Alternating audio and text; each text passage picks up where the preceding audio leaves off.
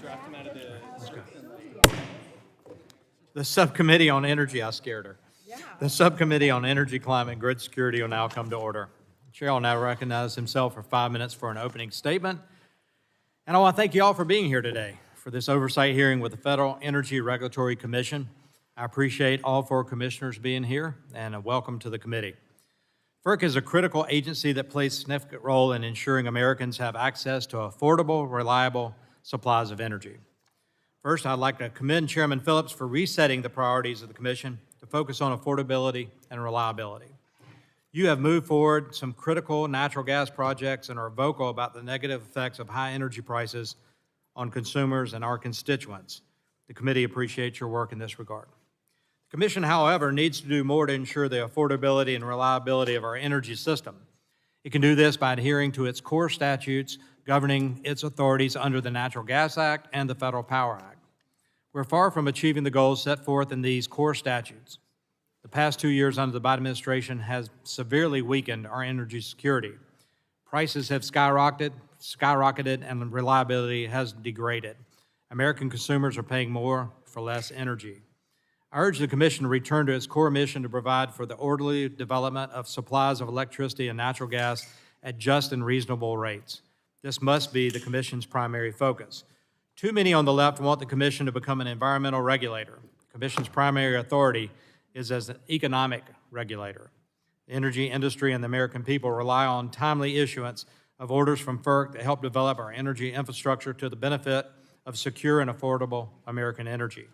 Just last week, the Subcommittee on Environment, Manufacturing, and Critical Minerals held a hearing on the negative effects of the EPA's rule regulating the electric generation sector will have on affordability and reliability.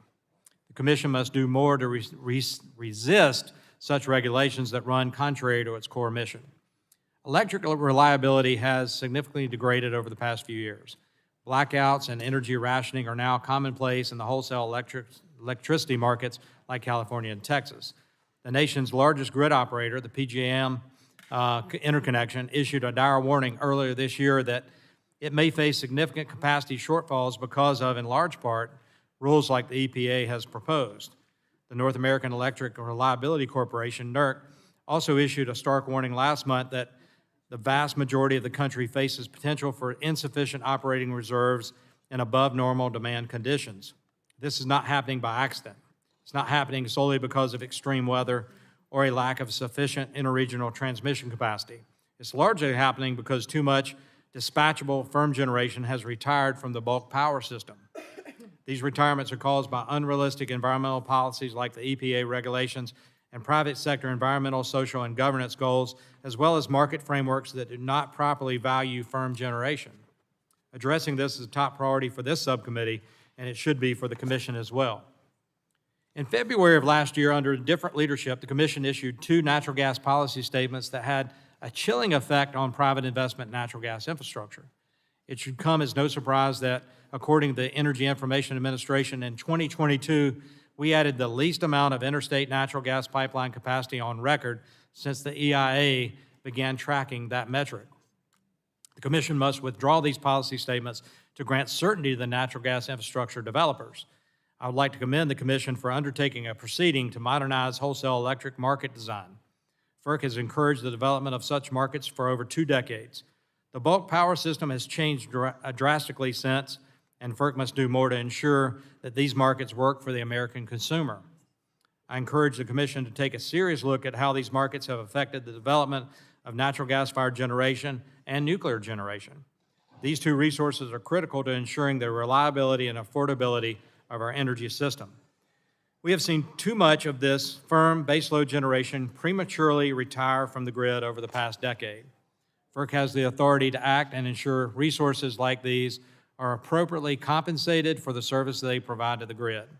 So I urge the Commission to do just that, and I want to thank Chair Rogers for allowing us to have this FERC oversight hearing. I look forward to the conversation today from each commissioners and the members here, and with that, I will yield to the ranking member for her opening statement. Thank you very much, Mr. Chairman.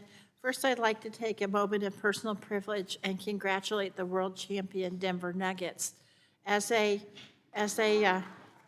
see some of my constituents in the audience cheering.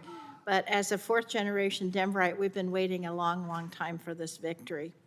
I also, now turning to serious business, I want to thank you, Chairman Duncan, and to the other commissioners for being here today. The work that FERC does each and every day is really important to our overall energy system. It's the body responsible for overseeing the flow and transmission of oil, gas, and electricity across state lines. It's the body charged with greenlighting new pipelines, hydropower projects, and LNG terminals throughout the country. It's the agency that can bring our nation's energy system into the 21st century, help lead our clean energy transition, and take on the climate crisis head-on, all the while ensuring that Americans maintain access to the affordable, reliable electricity that they need. And that's why FERC is so important. And Mr. Chairman, I'm glad that we're having this hearing today. As our nation's demand for energy increases in the coming decades, as is expected to do, so must our ability to transmit that energy efficiently and effectively across the country. Since the transmission of energy is one of the most important facets of our nation's overall energy system, one of the most important things that FERC can do right now is to help us modernize the grid to facilitate the deployment of transmission lines as needed throughout the United States. And everybody here knows that. FERC has done the work, the research, the studies, and analysis. You know the regional and interregional issues that have to be addressed to increase our transmission capabilities as we make the clean energy transition. And that's why FERC is already taking the steps to address several much-needed transmission reforms that are necessary to ensure that all Americans continue to have access to the reliable electricity they need. It's working to create a long-term regional transportation planning process. It's implementing new backstop transmission siting reforms included in the bipartisan infrastructure law. And it's working to reform the interconnection process to help get electricity generation projects online faster and to ensure that financed and shovel-ready projects are no longer allowed to languish. And I applaud FERC for these efforts. I urge the speedy completion of all of the rule-making efforts. But let me be clear about one other thing. The interregional transfer capability study that was required by the debt limit deal 2 weeks ago in no way prohibits FERC from completing any of these rules. It's not a stop to any of these rules or from working on interregional transmission or minimum transfer capabilities. And so, delaying any potential actions by FERC or NERC was not the congressional intent of that study and is not the congressional intent of that study and should not be construed as such. The timelines as laid out in the debt limit deal are maximums, not minimums, and I hope that we get some information from that study, but it should not be a block to the efforts that we need to do to expand transmissibility. I'm going to encourage both FERC and NERC to comply with the requirements under the law in an expeditious manner. Because if we as a nation are going to be successful in making the transition to clean energy, the work that FERC is doing to utilize grid-enhancing technologies like dynamic line ratings is more important than ever. We must build out our transmission capability in this country, and we need to take steps now to modernize our grid to get more electricity out of our existing infrastructure. I would encourage the Commission to continue advancing these important technologies, and I want to encourage it to do so in a way that addresses environmental justice. It's no secret that our energy system and the pollution it creates disproportionately impact low-income and disadvantaged communities. As we continue to develop energy infrastructure, we must do so in a way that fully incorporates the voice of those directly impacted by energy infrastructure and its pollution. Just last week, Ranking Member Pallone and I sent a letter to Chair Phillips urging FERC to incorporate environmental justice into its decision-making process. Let's bring our energy grid into the 21st century, and let's make sure we're doing so in a way that doesn't ignore the most vulnerable among us. So again, I want to thank everybody, particularly all the commissioners, for being here, and I yield back. I thank the gentlelady, and now it's my honor to recognize the chair of the full committee on Energy and Commerce, Ms. McMorris Rogers, for 5 minutes for her opening statement. Thank you, Chairman Duncan, and thank you, Chairman Phillips, and the commissioners from FERC for being here today. This is a very important hearing, and FERC has a very important role to play to ensure affordable and reliable energy for America's economic and national security. I look forward to hearing from each of you today as we examine FERC's mission, its authorities under the Federal Power Act, the Natural Gas Act, and other statutes passed by Congress, and its performances over the past year. As Chairman Duncan said, energy reliability and affordability are two of the top pillars of your congressionally mandated mission. I believe that you've done a good job on steps to reset the priorities of FERC, but more is needed. Through its authorities to regulate energy, natural gas, and electricity, FERC touches 7% of our economy. Without affordable and reliable energy, our economic and national security are at risk. We have witnessed this over the past 2 years through President Biden's damaging energy policies. Recent energy blackouts and rationing, as well as increased prices, have harmed American families and our industrial base, and we cannot allow this to continue. FERC plays an important role in ensuring energy costs are affordable for people, and it's why the Commission must return to its core mission of facilitating the delivery of abundant, affordable energy resources like natural gas and electricity to Americans. FERC must resist calls by the radical left to circumvent the Commission's mandated priorities. These calls have upended the nation's energy sector. ENC Republicans have sent several letters highlighting our concerns with FERC's current environmental overreach in the recent proposed rulemaking implementing its electric transmission siting authorities. We've inquired as to how FERC plans to implement the latest guidance from the Council on Environmental Quality, CEQ, which, if implemented, would significantly shift FERC's mission as an economic regulator to an environmental regulator.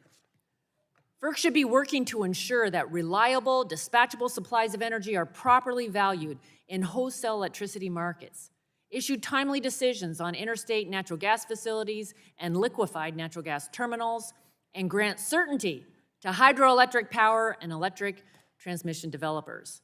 If FERC sticks to these core functions, energy prices will decrease and reliability will improve. Last week, we heard from expert witnesses regarding how the Biden administration's new EPA regulations will weaken and harm our electric power sector, especially coal and natural gas-fired generators.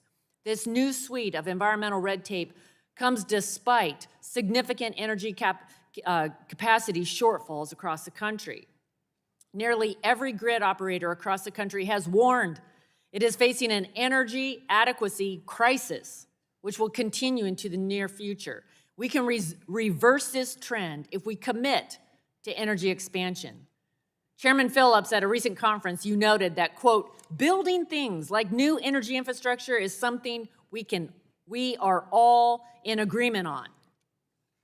I could not agree more. And we're committed to building more nuclear, more natural gas pipelines, more wind, more hydroelectric power. America's electrical grid keeps our hospitals, military bases, homes, and businesses powered. Its security and reliability are critical to keeping people safe and our economy moving. An American energy expansion will lead to a more reliable grid and reverse the reliability crisis that currently looms over our energy sector. In addition, FERC also has significant authority to license and permit hydropower infrastructure. Water power is vital for a secure, affordable energy future. It's been critical for grid reliability and economic development in my home state of Washington.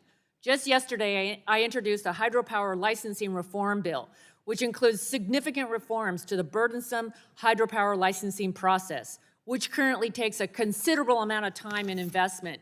A recent DOE report found that it takes on average 5 years to obtain the original license, 7.6 years for relicensing, and some complex projects can take more than a decade. These timelines are unacceptable. America has been blessed with an abundance of natural resources, and we are the best stewards of them. It is critical that we foster these resources so Americans have access to reliable, affordable, clean energy. It powers our way of life. It's foundational for human prosperity and flourishing. So welcome again to FERC, the chairman, the commissioners. I thank you for being here, and I look forward to your testimony. I yield back. I thank the chair, and I'll now recognize the ranking member of the full committee, Mr. Pallone, for 5 minutes. Thank you, Mr. Chairman, and I thank each of the commissioners for being here today and for their important work at the Federal Energy Regulatory Commission. It's unfortunate that the commission only has 4 commissioners right now. I believe FERC is at its best when it has a full complement of 5 commissioners, and I was disappointed that the Senate was unable to confirm former Chair Richard Glick to another term on the commission last year. I urge the White House to nominate a 5th commissioner and for the Senate to confirm that nominee as soon as possible. FERC's work is vital in ensuring that every American has access to reliable and affordable energy. The Commission's activities also have an outsized impact in the communities that play host to natural gas pipelines it authorizes and hydropower dams that it licenses. In particular, natural gas pipeline projects impact both the local environments that they run through and the national environment with the greenhouse gas emissions that they emit. And that's why Ranking Member Dingell and I wrote to Chairman Phillips last week, as she mentioned, urging that FERC incorporate environmental justice principles into its decision-making.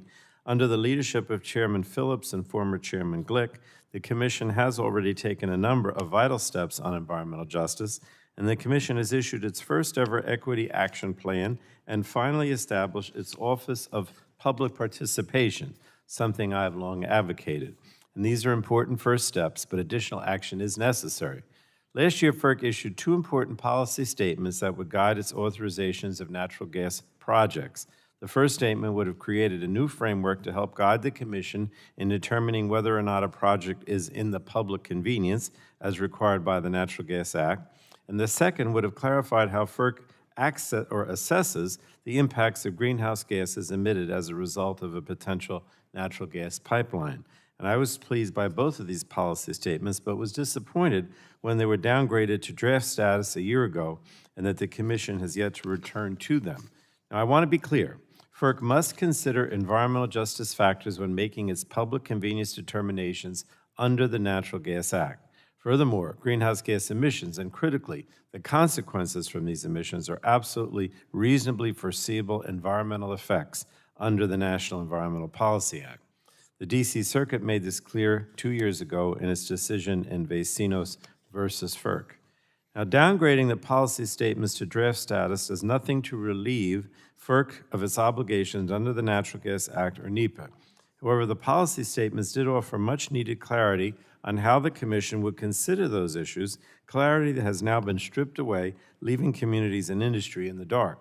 So I urge all of you to act on finalizing the 2 policy statements as soon as possible.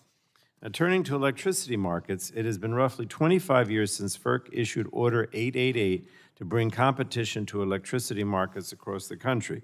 And I was skeptical at first, but the developments of the last 25 years have made clear that power markets have promoted competition that has lowered prices and made the grid cleaner, all while ensuring a reliable bulk power sector. So to be sure, there are issues, especially at PJM, the electricity market that covers my state and several other mid-Atlantic states. But in looking at reforms to keep these markets viable and reliable, we should not throw out the progress we've made in lowering costs for consumers. A competitive electricity market has typically been a bipartisan issue in Congress and at FERC, and I hope that that continues. And finally, I want to briefly address the 3 key proposed rulemakings on transmission that are outstanding at FERC.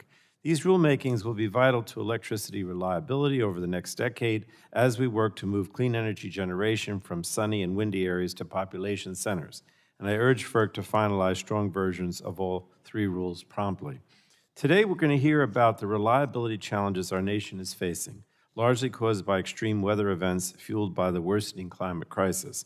But if we want to be serious about addressing reliability issues, then we should be serious about having a more interconnected grid.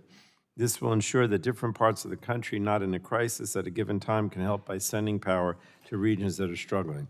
An interconnected grid will result in better reliability, increased affordability, and access to cleaner electricity. So that's an across-the-board win for Americans, and I expect that FERC will do its part to ensure that our nation's grids are sufficiently connected. And with that, I look forward to this hearing and yield back, Mr. Chairman, the balance of my time. Thank you. Gentleman yields back. We now conclude with the member opening statements. Chair would like to remind members that pursuant to the committee rules, all members' opening statements will be made part of the record. And so now we'll go to the FERC commissioners, and we want to thank all of them for being here today and taking time to testify before the subcommittee. Each witness will have the opportunity to give a 5-minute opening statement followed by a round of questions from the members. There's lights in front of you. It goes to yellow. That means about time to wrap up. Red means conclude. And our witnesses today are Chairman Willie Phillips, Commissioner, he's the chairman of the FERC, Commissioner James Danley, Commissioner Allison Clements, and Commissioner Mark Christie. Mr. Chairman, we appreciate you being here today. We'll now recognize Chairman Phillips for 5 minutes for an opening statement. Chairman, excuse me, Chairman Duncan, Ranking Member DeGette, Chair Rogers, and Ranking Member Pallone, and members of the subcommittee, thank you for inviting us to testify here today about the important work that we do on behalf of the American people. The Commission's jurisdiction is broad. Pursuant to the FPA, the NGA, and the ICA and other statutes, it is our responsibility to ensure that rates for the wholesale sale and transmission of electricity, as well as the transportation of oil and natural gas by pipeline, are just and reasonable. In addition, we are responsible for ensuring that the nation's bulk power system remains reliable. And last, but by no means least, we are also responsible for siting vital energy infrastructure, including natural gas pipelines, as well as LNG, hydro, and electric transmission facilities. By exercising these authorities in a prudent and responsible manner, the Commission can help ensure that our country produces energy that is reliable, affordable, and sustainable. Earlier this year, President Biden designated me as chairman of the Commission, and it is an honor to appear before you the first time in that capacity. In January, at my first open meeting, I laid out 3 principal priorities. They were reliability, transmission reform, and environmental justice. I'm happy to report that in just a few months, we have made significant progress on all 3 fronts. I will begin with reliability because it is, and always must be, job number 1. We face unprecedented challenges to the reliability of our nation's electric system. Foreign and domestic actors are testing our cyber defenses every day. Physical threats to the grid are on the rise, and extreme weather of all kinds are threatening power to customers across the country. That is why, under my leadership, the Commission has taken at least one major action to promote reliability every month since I became chairman.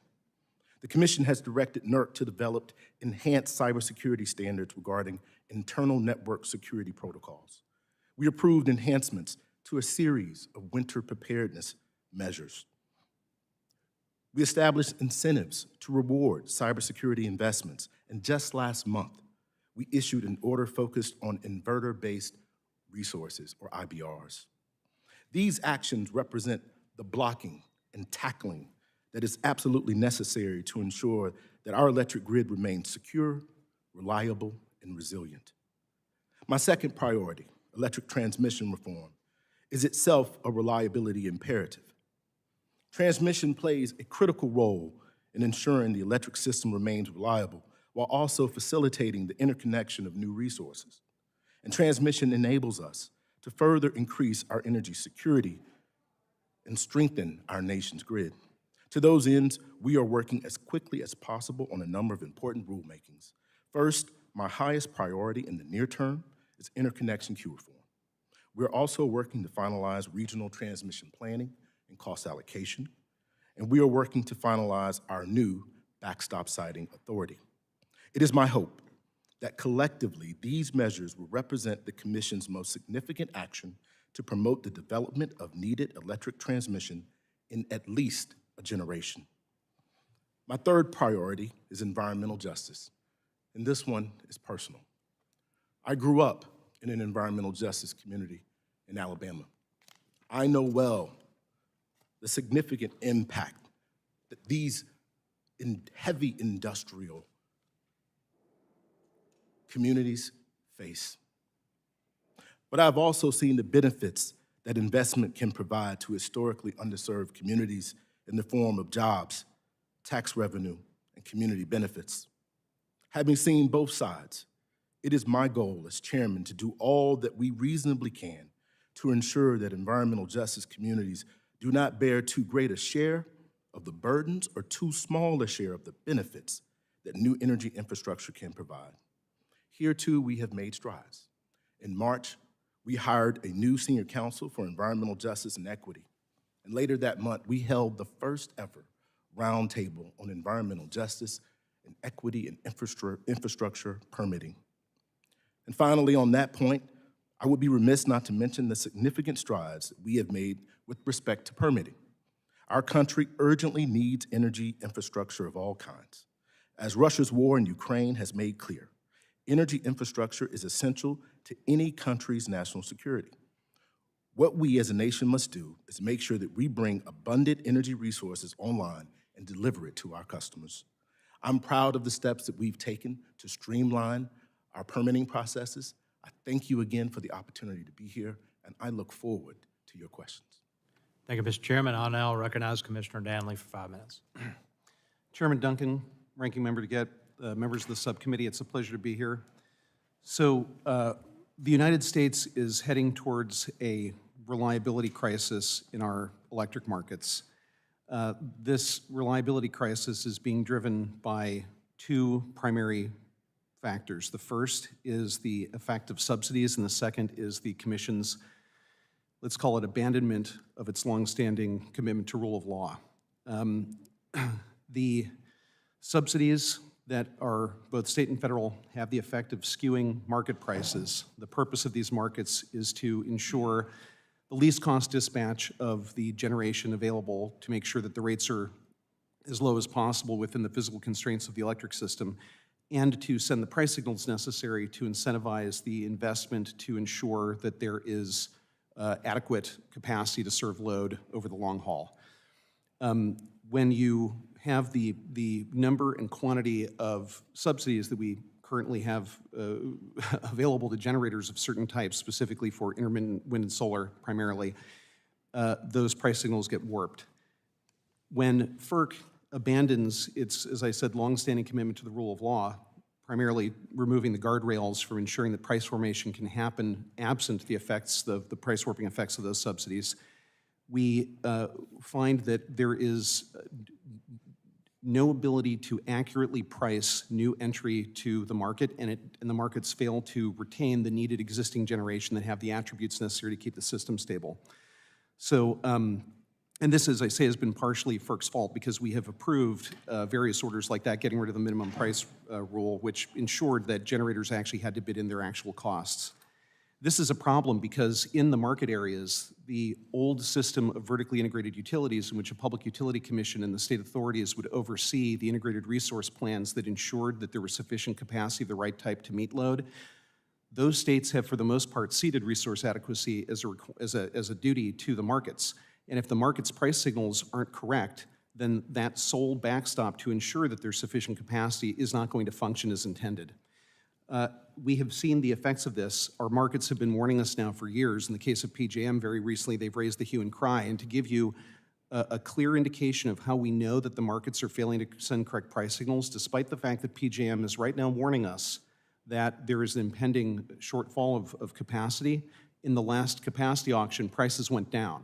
So anybody who understands basic economics knows that in times of scarcity, prices are supposed to rise. There has been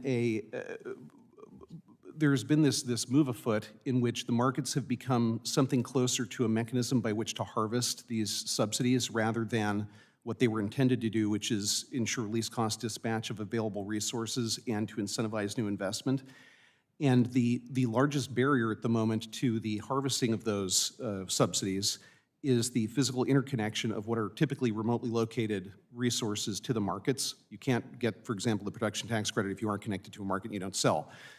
And so there has been this concomitant effort to either mandate or speed the development of transmission specifically for the purpose of ensuring that, let's say, the asset managers that have ownership stakes in these renewable resources that are being developed have access to their revenue stream through building the transmission to get access to the market so that they can then get the subsidies. It would be a shame if we removed and socialized the cost of the development of this transmission, because at the moment, at any rate, the cost of interconnecting to the electric system is one of the few disciplining factors remaining in the development of infrastructure. And at the moment, what's happening is we're sending price signals in which renewables bid into the capacity markets at a price of zero, sending the message that that electricity costs zero, which of course it doesn't. And if we then socialize the cost of the transmission to get those resources connected to the bulk electric system, then we're going to send a further signal that the transmission costs less than it actually does. If we are going to set up an electric system in which the success or failure of a generation asset relies not upon the efficiency with which it's run or the cost of the fuel, let's say, that powers it, but instead the availability of subsidies, then one questions whether or not we need to have markets at all, since the market's very premise is being undermined by all of these, let's call them adjacent public policies. I would urge everybody, when having these discussions about transmission and about reform of permitting, to understand that the question of cost allocation for transmission and the question of permitting reform are completely separate and distinct. Permitting reform has to do with the mechanisms by which government makes decisions for whether or not a project that's proposed gets approval and the means by which that approval occurs. Cost allocation is something completely different. That has to do with who bears the cost of a particular asset that's being developed over the period of its useful life. So I apologize, I ran over time there.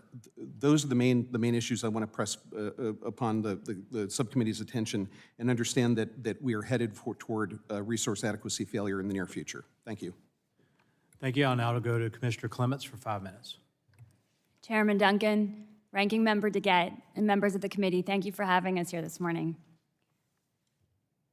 Our energy system has always been the backbone of the U.S. economy and continues to provide the basis for our nation's global economic success and security.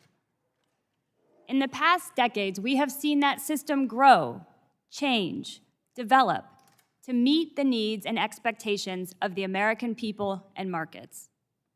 And in this important moment, that system is again at a crossroad. We face new extreme weather challenges. We are also living with new geopolitical and economic realities: Russia's war in Ukraine, economy-wide inflation, and evolving cyber and physical threats to the grid. At FERC, as you all have mentioned, our plain responsibility is to work towards reliable and affordable energy for all Americans in the face of these challenges. Today, I'll take a moment to highlight some of the actions we've been taking to improve reliability and affordability. First, FERC has actively been responding to the changing needs of the grid in the face of extreme weather events. We must do all we can to avoid costly, devastating outages like those experienced during Winter Storm Uri and Winter Storm Elliott, when Americans needed the system to work the most. Since Winter Storm Uri, FERC has made progress on several recommendations, including the issuance of new cold weather reliability standards to address one of the key issues that was experienced during the storms. I am also looking forward to an upcoming report from FERC staff about Winter Storm Elliott that may spur additional action. Second, FERC is taking a regional approach to these concerns. Later this week, we will be hosting a forum to examine reforms that are needed to PJM's wholesale markets. Next week, FERC will be hosting its second New England Winter Reliability Gas Electric Forum to address the threats the region may face over the next few winters and in the longer term. Third, FERC has been considering reforms that directly impact consumer costs, including at our cost management conference last year and in comments submitted in that docket. As we anticipate increasing levels of transmission investment in the next decade and beyond, which has required whatever kind of resources are hooking up to the grid if this country wants to maintain its place as an international superpower, it is important that somebody, FERC, is minding the store on behalf of consumers. Fourth, I want to highlight FERC's outstanding notices that some of you have mentioned on transmission, proposals on transmission and interconnection reform. A major regional transmission line can increase reliability and decrease customer costs in a whole host of ways. And it's equally important that new resources of any type are interconnected to the system in a timely and cost-efficient manner to reduce customer costs. These two bipartisan proposals that the Commission has put forth take important first steps to reduce customer costs and give them the most bang for their buck by optimizing our investments. Moreover, we are considering opportunities for establishing a minimum interregional transfer capability requirement and for encouraging the use of grid-enhancing technologies, which can increase the efficiency of our existing system at modest cost. We continue to scrutinize rates for transmission and pipeline services, and we continue our critical work to assess the public need for and impacts of natural gas pipelines and LNG infrastructure. The work that FERC does is complex and challenging, and we rely on the participation of a broad variety of stakeholders. In particular, it is critical to engage early and effectively with frontline and fence line environmental justice communities, both to minimize and avoid impacts on those communities when possible, and also to avoid the time and risk with potential litigation challenging the Commission's decisions. I want to end with a note of praise for our new Office of Public Participation that Chairman Pallone mentioned. It has been a resource around the country by facilitating public involvement in our proceedings. Better participation leads to stronger decisions and more lasting outcomes. It remains my honor and privilege to serve the American people, and I am pleased to answer any questions you may have. Thank you. Thank you. I'll now recognize Commissioner Christie for 5 minutes.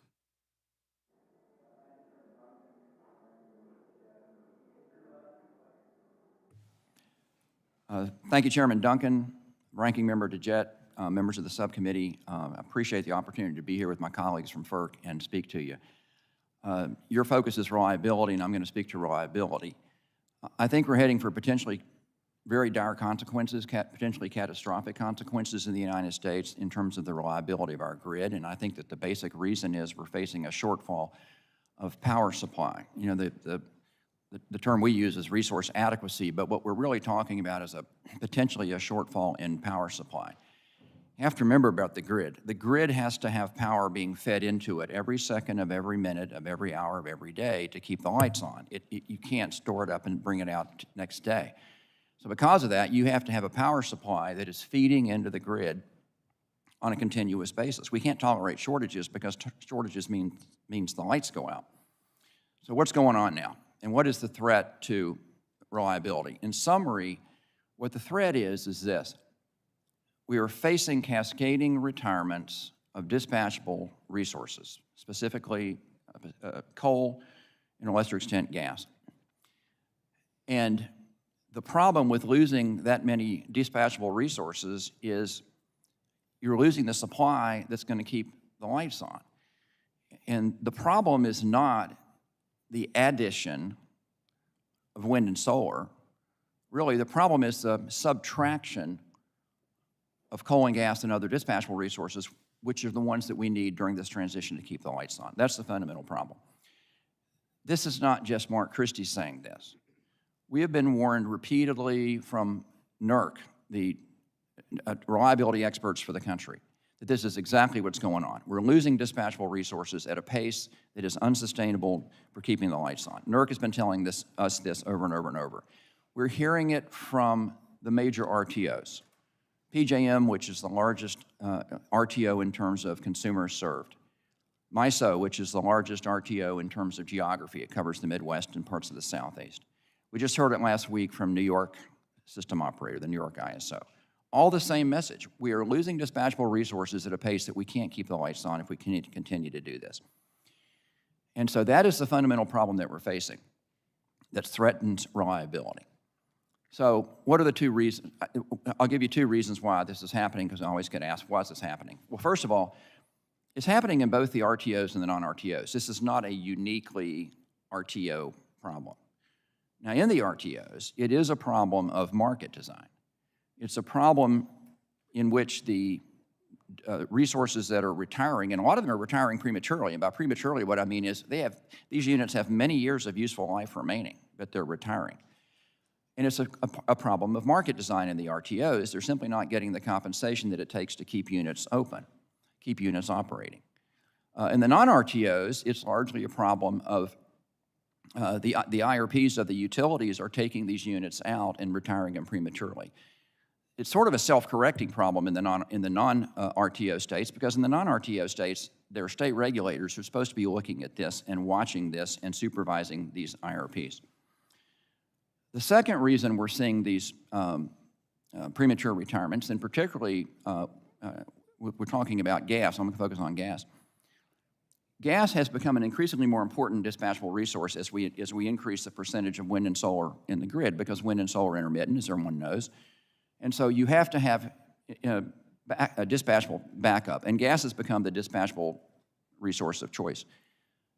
But for gas to run, gas has to have supply. It has to have the supply of the fuel. And that takes transportation, and that means pipelines have to be built. And there's a lot of people who don't want to build pipelines. There's a national legal campaign to try to keep pipelines from being built. But the only way you can have backup gas that provides the power when wind and solar are not generating is you have to have gas units that have sufficient supply. And just last winter in Winter Storm Elliott and PJM, we had a lot of gas units didn't run. One of the reasons was a lot of them didn't have firm supply. They couldn't get the fuel. So that's the second big reason, I think.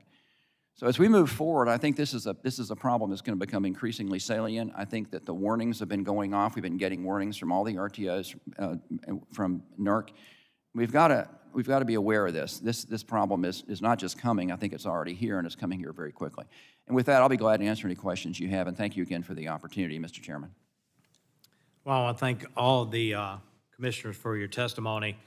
We'll now go into the question and answer portion of the hearing, and I'll begin the questioning and recognize myself for 5 minutes. Commissioner Danley, in a recent dissent to a transmission planning and cost allocation proposed rulemaking, you noted that, quote, the majority of FERC seeks to establish policies designated, or designed rather, to encourage the massive transmission build-out that will doubtless be required to transition to an aspirational renewable future. To do so, they need to socialize the cost of this transmission across as broad a population of ratepayers as possible. Do you believe that Congress requiring FERC to order the build-out of massive amounts of transmission connecting the different regions and integrate a more renewable energy is consistent with a just and reasonable standard under the Federal Power Act? Thank you. If any action is taken pursuant to a congressional enactment, it is going to be for us to try to reconcile the two, because both have the force of law. The constraint for the socialization of transmission costs doesn't really come from the just and reasonable rate standard directly, but rather the invariant case law that we've had for decades now. The original case was Illicit State Commerce Commission v. FERC, in which there has to be a roughly commensurate benefit to the amount paid. So most of the undertakings that FERC has now in its transmission planning, in which it's attempting to socialize those costs, will ultimately, I think, fail on appeal, because they violate that case law that's basically unchanged for decades. To the extent to which, though, Congress changes that through an enactment, who's to say how that's going to shake out? But the sine qua non of just and reasonable rates now is that you cannot charge anybody for any benefit that they don't get, and that benefit has to be in some way articulable. Our recent transmission planning NOPR seemed to, by its plain terms, expand that concept of benefits so broadly that it would include the public policy choices not only of other states, but even other municipalities. That is not contemplated in the case law now, and I think it's not only bad policy, but it's illegal. Yeah, thanks for that answer. I mean, if Iowa has surplus wind power and California wants it, the power lines to transmit that power are going to have to go across Colorado. Colorado won't pull any of the power off of that. Why should Coloradans pay for the cost of the transmission line they get no benefit from? So great answer. I appreciate you sharing that. What about requiring ratepayers that do not benefit? We've covered that one. I'm going to skip on. Chair Rogers and I recently wrote a letter to each of you requesting the commission to take a more active role in ensuring reliability in wholesale electricity markets. We have witnessed energy rationing and blackouts in many of these regions and others over the past few years. Two regions in particular, the California Independent System Operator and the Electric Reliability Council of Texas, have experienced blackouts and energy rationing. Commissioner Danley, are such markets that experience blackouts just and reasonable for ratepayers? In a word, no. The market design requires ratepayers to pay money, and in return for that, they are supposed to get electricity, and they're supposed to get it on a consistent basis. It has to be reliably delivered. In particular, if you take cases like, let's say, PJM or ISO New England, in which there are actually capacity markets, there's a specific product that the ratepayer pays for, which is the capacity payment. And if you have a market that's incapable of delivering proper capacity outcomes, despite the fact the ratepayers are paying for it, I think that is an obvious case of an unjust and unreasonable rate. Thank you. As I noted in my opening statement, electric reliability across the country is deteriorating. The main reason for this is not a lack of transmission capacity or extreme weather. It's because we lack insufficient firm generation that can quickly respond to meet demand. And Commissioner Clements and Commissioner Christie, thanks for recognizing that fact. I have a yes or no question for each of you, starting with you, Chairman Phillips. Has electric reliability worsened or improved over the past 3 years? Worsened or improved? Electric reliability, is it worsened or improved? I think the response to your question is that we've seen a trend where electric reliability has worsened somewhat. We're beginning to change that trend under my leadership. Thank you. Commissioner Danley. It is worsened. Worsened. Commissioner Clements. I think it's a region-specific question. Given any time of year, it's a seasonal question. It's a question of extreme weather and what types of stressors hit our electricity system. Worsened in some areas and improved in others. Thank you. Yes. Commissioner Christie. I think it's generally worsened because we're losing the dispatchable resources that are necessary to keep the lights on. Yeah, that's perfect, spot on. Dispatchable resources, natural gas infrastructure to get the resources produced in this country delivered to where it needs to be used, utilized by the utilities to improve the lives of electricity generation and for our constituents, and then potentially exported and improve the lives of people around the world. With that, I'll go to the ranking member Dingell for 5 minutes with the question.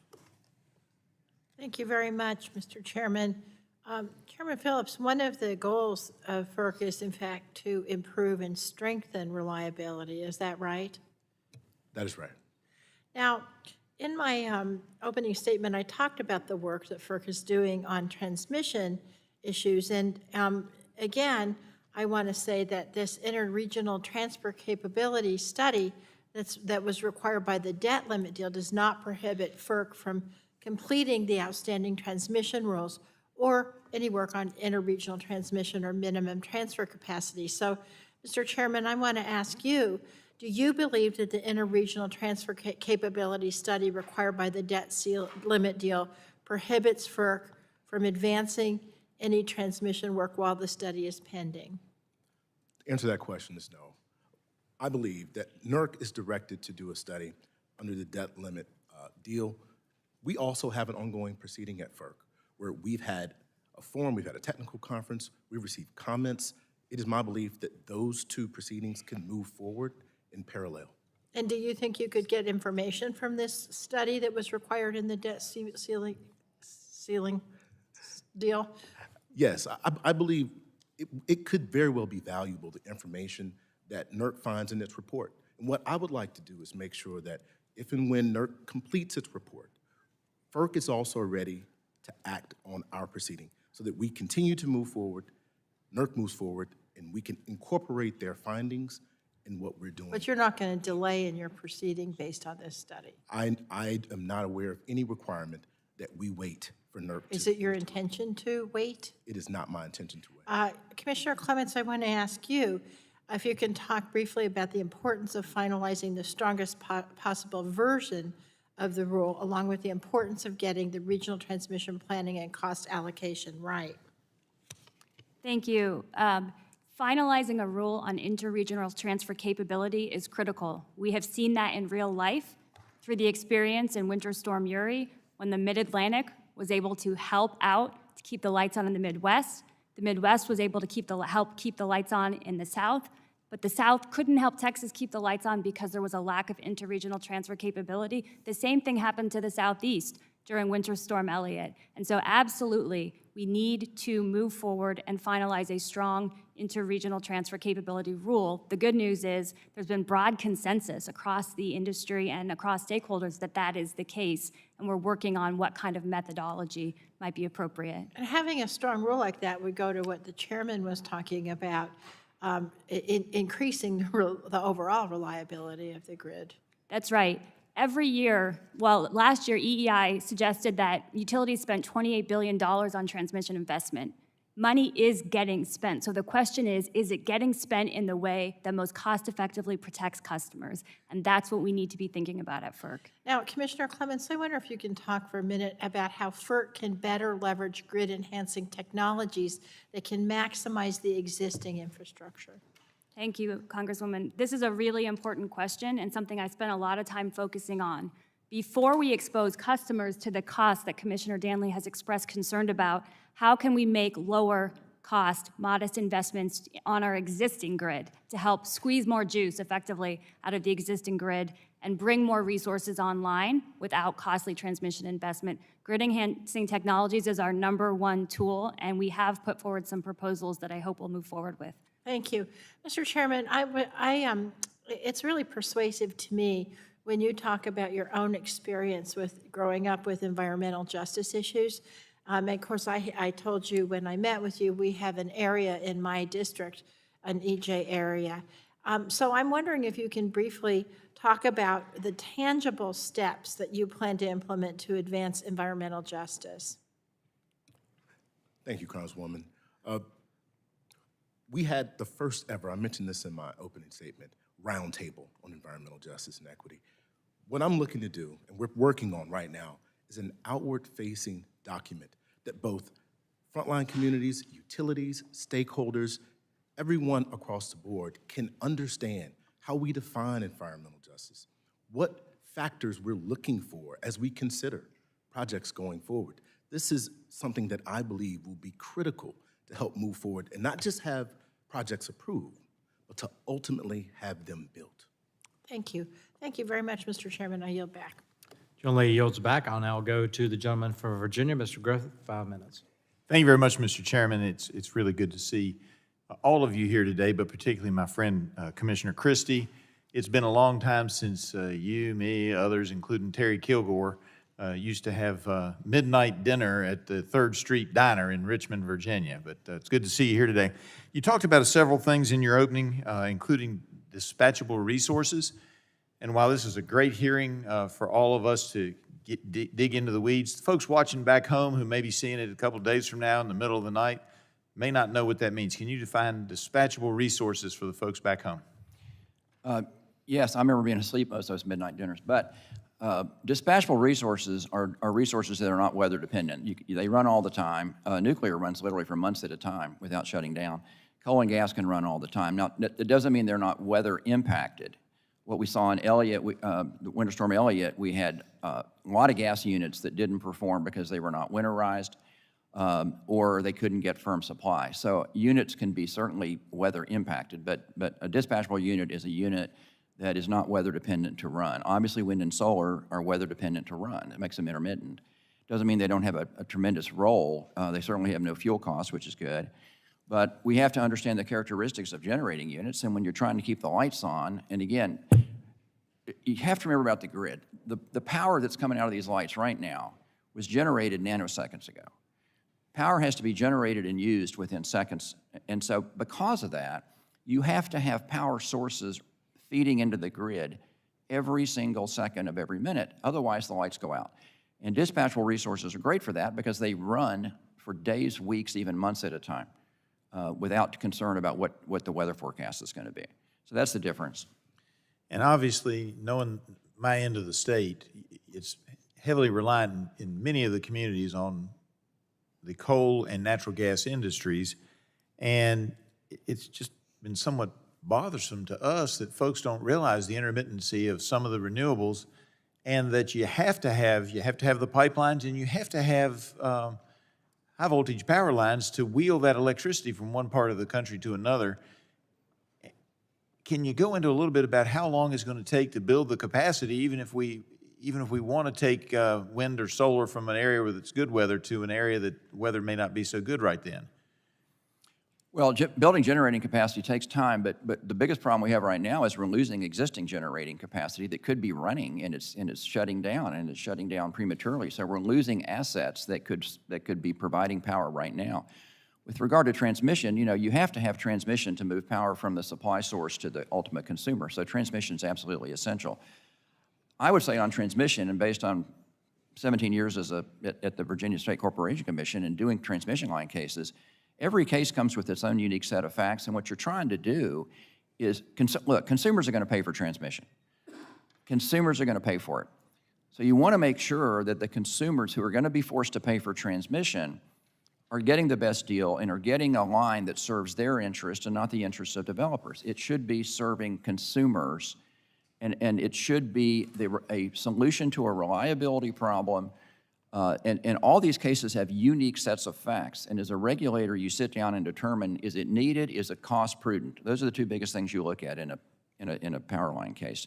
And if it is, and if you find yes on both, then it should be built. And that means they're extremely controversial. Some of them go through 100 miles, 200 miles, and you have to use eminent domain oftentimes. They become controversial, but once you've determined it's needed, then they absolutely must be built. No question about it. Yeah. And, everybody wants to run from coal, and some folks want to run from natural gas, but they've been the most dispatchable, nuclear as well, but they've been the most dispatchable over time, and I don't see that changing. One of the things that I think we should do, and this is not your jurisdiction, I understand that, but we're doing research to make the burning of the fossil fuels cleaner so we can export it to the rest of the world. Do you have any thoughts on that? Well, I think that the carbon capture is a and I'm getting off on here, but it would be wonderful if carbon capture technology could be matured to where you could run coal or gas generating units with carbon capture and actually remove all the carbon and have that benefit. I don't think the technology is anywhere near being mature yet, but time will tell. Time will tell, and I think we're a lot closer than you might realize. But we need to put instead of putting all our eggs into the basket of renewables, we need to put a few of our eggs into the basket of fossil fuels so that we can improve for the rest of the world. Because in all fairness, folks, the rest of the world is going to burn coal. Sub-Saharan Africa, India, China, they're going to continue to burn coal. If we can figure out how to do it cleaner in the United States, we can do it better for the entire world and actually help the carbon issue on the planet. I yield back. Gentleman's time's expired. I'll now go to the ranking member of the full committee, Mr. Pallone, for 5 minutes. Thank you, Mr. Chairman. I want to start with environmental justice. As I mentioned in my opening statement, Ranking Member Dingell and I wrote to Chairman Phillips last week about the importance of incorporating environmental justice into its decision-making, and whilst the steps the Commission has taken over the last 2 years have been vital, it still has a long way to go. So let me start with Commissioner Clements. Many communities have pointed to the Office of Public Participation, which you helped stand up, as a rare bright spot for FERC's engagement with EJ communities. Can you talk briefly about what has made the office so successful and how it will continue to build on its success so far? Briefly. Thank you for the question, Ranking Member. The first reason it's been so successful is who we put in charge of it. The inaugural director, Ellen Katz, who has since left, and the current director, Ms. Nicole Siddharaman, have taken their time and been deliberate and worked with not only all of us as commissioners, but with stakeholders to establish the kind of credibility that a new office like this needs to get results. That's the first reason. The second reason is that the public has been hungry for a way to engage with this esoteric, technical, kind of arcane commission, and they're learning how to speak about it in English and inform people neutrally. They don't get engaged in any position, in any dockets, but they help people to understand that this agency over here has an impact on their lives. And they've been doing that not only on the gas infrastructure side, but also on the electricity side, and I think that's really important. Thank you. Now let me go to Chairman Phillips. FERC held its first ever Environmental Justice Roundtable in March. I found the perspectives directly from frontline communities in the second panel of the day especially impactful. So can you talk about what actions the commission is taking in response to the input it received at that roundtable? Again, briefly. Thank you for the question. I'm extremely proud of the work we've already done on environmental justice at FERC. We're looking to, as I mentioned a moment ago, put out a public-facing guidance document that all of our stakeholders can use. We're also, and this is a public interest determination that every commissioner has to make when a project comes before us. I consider environmental justice, I've always considered environmental justice in my public interest determinations for projects, and that is borne out now. Just recently, the commission, sua sponte, for the first time in its history, took action to protect environmental justice communities for air pollution regarding a project. This is the type of progress that we're looking to make at FERC regarding EJ communities. All right, thank you.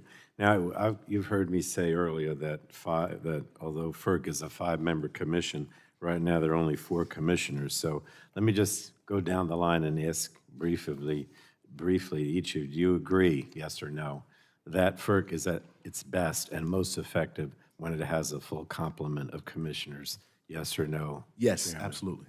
Commissioner Daly? Not invariably. Not invariably? Okay. Yes. Commissioner Clements? Yes. And Commissioner Christie? Okay. Chairman Phillips, if the Senate does not confirm additional commissioners, FERC will be down to 3 commissioners in January. Can you talk about the danger that poses the FERC if it was just one commissioner away from losing a quorum? I believe, I've been a regulator for over 10 years. When the commission is at a full complement, it absolutely functions best. There's 5 members for a reason. Having those voices, they give us better orders. They give us better decision-making, better deliberation. If we go down to just 3 and we can lose a quorum, the commission may not be able to act on important matters for the American people. All right. Let me get one more question. Is one of the 5 key actions identified in the Equity Action Plan was ensuring that natural gas project certification and siting policies and processes are consistent with environmental justice, and the document noted that reviewing FERC's regulations and policy statements on natural gas pipeline authorizations was a key component of FERC's approach to aligning pipeline certification with environmental justice principles. So 30 seconds left, Chairman Phillips. Can you talk about where FERC currently is in its process of reviewing the natural gas policy statements that it issued last year? Very quickly, those are now drafts policy statements. We're using the 1999 policy statement. We're moving projects. Of course, what I'm looking for is still an ongoing proceeding.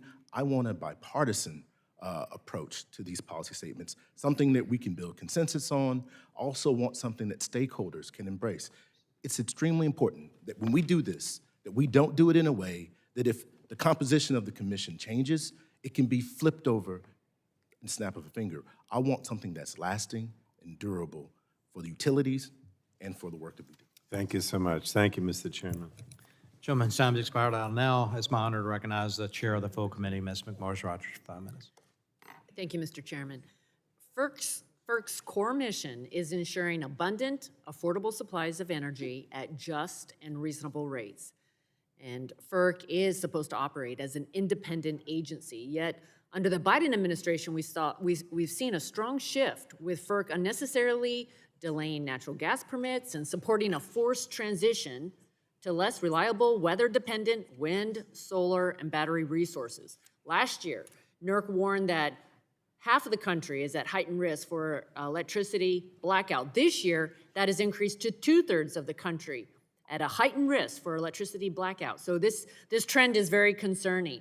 Yes or no? Do each of you believe that FERC has upheld its statutory obligation to ensure abundant supplies of energy at just and reasonable rates? And I'll begin with the chairman. Yes. Sometimes, sometimes not. I think it's a work in progress. Thank you. Commissioner Danley, can you expand and just discuss what you believe FERC could do to get back to its core mission? Certainly, we need to establish stable market rules and adhere to the rule of law We need to make certain that the electric markets, we have to speak about both the NGA and the FPA. So under the FPA, we have to make sure that our electric markets have stable rules, that we do not retroactively change the results of auctions as we did in a recent order for PJM, because we didn't like the outcome of the system we had already put in place. We have to make certain that the markets actually are protected from the effects of subsidies and that they have proper price formation. All of that is necessary to ensure resource adequacy and JNR rates. Under the NGA, we have to constrain our analyses to the requirements of the Natural Gas Act, the purpose of which you rightly point out is to ensure abundant quantities of natural gas at reasonable prices. And remember that though the public interest determination may have, as the Supreme Court has pointed out, subsidiary purposes, that is its primary purpose, and to the extent to which other elements enter the balancing, they have to be subsidiary to the main purpose of the statute. Thank you. The district that I represent in Eastern Washington and the entire Pacific Northwest is powered by hydroelectric power. And the licensing and relicensing process is entirely too burdensome. Hydropower is clean, reliable, and it is affordable and one of the drivers of economic development in Eastern Washington. Yesterday, I introduced the Hydropower Clean Energy Future Act to expand the production and streamline FERC licensing and the relicensing process. Chairman Phillips, as you know, almost half of the nation's existing hydropower dams, this investment that we made in this important infrastructure is required to go back to FERC to be relicensed within the next several years. What is FERC doing to meet this challenge? We are very aware that there is, some people call an avalanche, some people call it a cliff of coming license renewals, regarding hydro. It is critically important, I believe, our hydro fleet within the country. I applaud you for the efforts that you're taking to introduce the legislation. FERC has made a priority to streamline our processes regarding hydro. We have a pilot project where we're looking to approve hydro facilities within 2 years. These are the types of steps that we're taking. So this is the largest renewable in America, is water power. It's in every state. We could double hydroelectricity without building a new dam. Only 3% of the dams actually produce electricity. So as a follow-up to the chairman and all the commissioners, do you agree that the United States has tremendous opportunity to expand hydropower production? And will you work with me on my legislation? Yes, absolutely. FERC provides technical assistance when asked. I would love an opportunity for our staff to work with your staff to make sure that we have a workable solution to really empower this great resource, which is hydropower in the country. Thank you. You know, part of the it's really important that in this legislation, it gives FERC the tools to hold other agencies accountable to FERC's permitting schedule. And that's where I really could use all of your help, if you agree with the goal. So maybe I'll move on down the line. So the goal of improving hydro permitting, yeah, Yes. of course I agree with that. Yes, Yes, okay, so thank to the you. extent you need help, I'm around. Thank you. Absolutely. Thank you. I think one of the reasons it takes so long to get relicensing, we get criticized a lot and are asked, how come it takes so long to get a dam relicensed, is that FERC's been given so many duties that are not really related to our primary function as an economic regulator, that when we relicense a dam, it takes forever because there's so many other boxes we have to check that have really nothing to do with economic regulation. We even have to determine whether relicensing affects recreational opportunities. And I said in the Senate committee, we're not the Parks and Rec department, shouldn't be. But that's why if you really want to do something about the length it takes us to relicense these dams, it'd be nice to just take away a lot of the jurisdiction that we have on these non-economic duties and give it to another agency. 'Cause that's why it takes so long. Yes, well, I thank you all, and thank you, Mr. Chairman. I yield back. I've got one in my district. It's taken more than a decade. I'll now go to Mr. Peters from California, 5 minutes. Thank you, Mr. Chairman. I think there's a lot of bipartisan opportunity in that issue as well. A modern, interconnected, and reliable electric grid is essential to our energy and national security, and despite this shared reality, the current grid is vulnerable and outdated. Congress, the federal government, including FERC, have to act to strengthen the reliability of our grid while maintaining affordability for consumers, and it's not a partisan issue because everybody needs access to power, and transmission is essential for every energy source, whether it's coal, nuclear, hydropower, natural gas, solar, or wind. And I want to look to the great state of Texas, home to significant energy innovation and leadership, as a perfect example. 2005, the Texas legislature, including my friend Mr. Vesey at that time, passed legislation to set up competitive renewable energy zones, and they built transmission lines to deliver cheap power to consumers. This plan led to 3,600 miles of new high-voltage transmission lines, which isn't a lot, but it was 23% of all high-voltage lines added in the United States between 2008 and 2020. And while these lines largely focused on expanding vast wind resources in Texas, the transmission also boosted another sector, the booming oil and gas industry in the Permian Basin. During the shale boom in the 2010s, oil and gas companies used hydraulic fracturing and horizontal drilling to access vast oil and gas resources. The increased electric transmission capacity helped cheaply power oil and gas infrastructure in rapidly growing towns.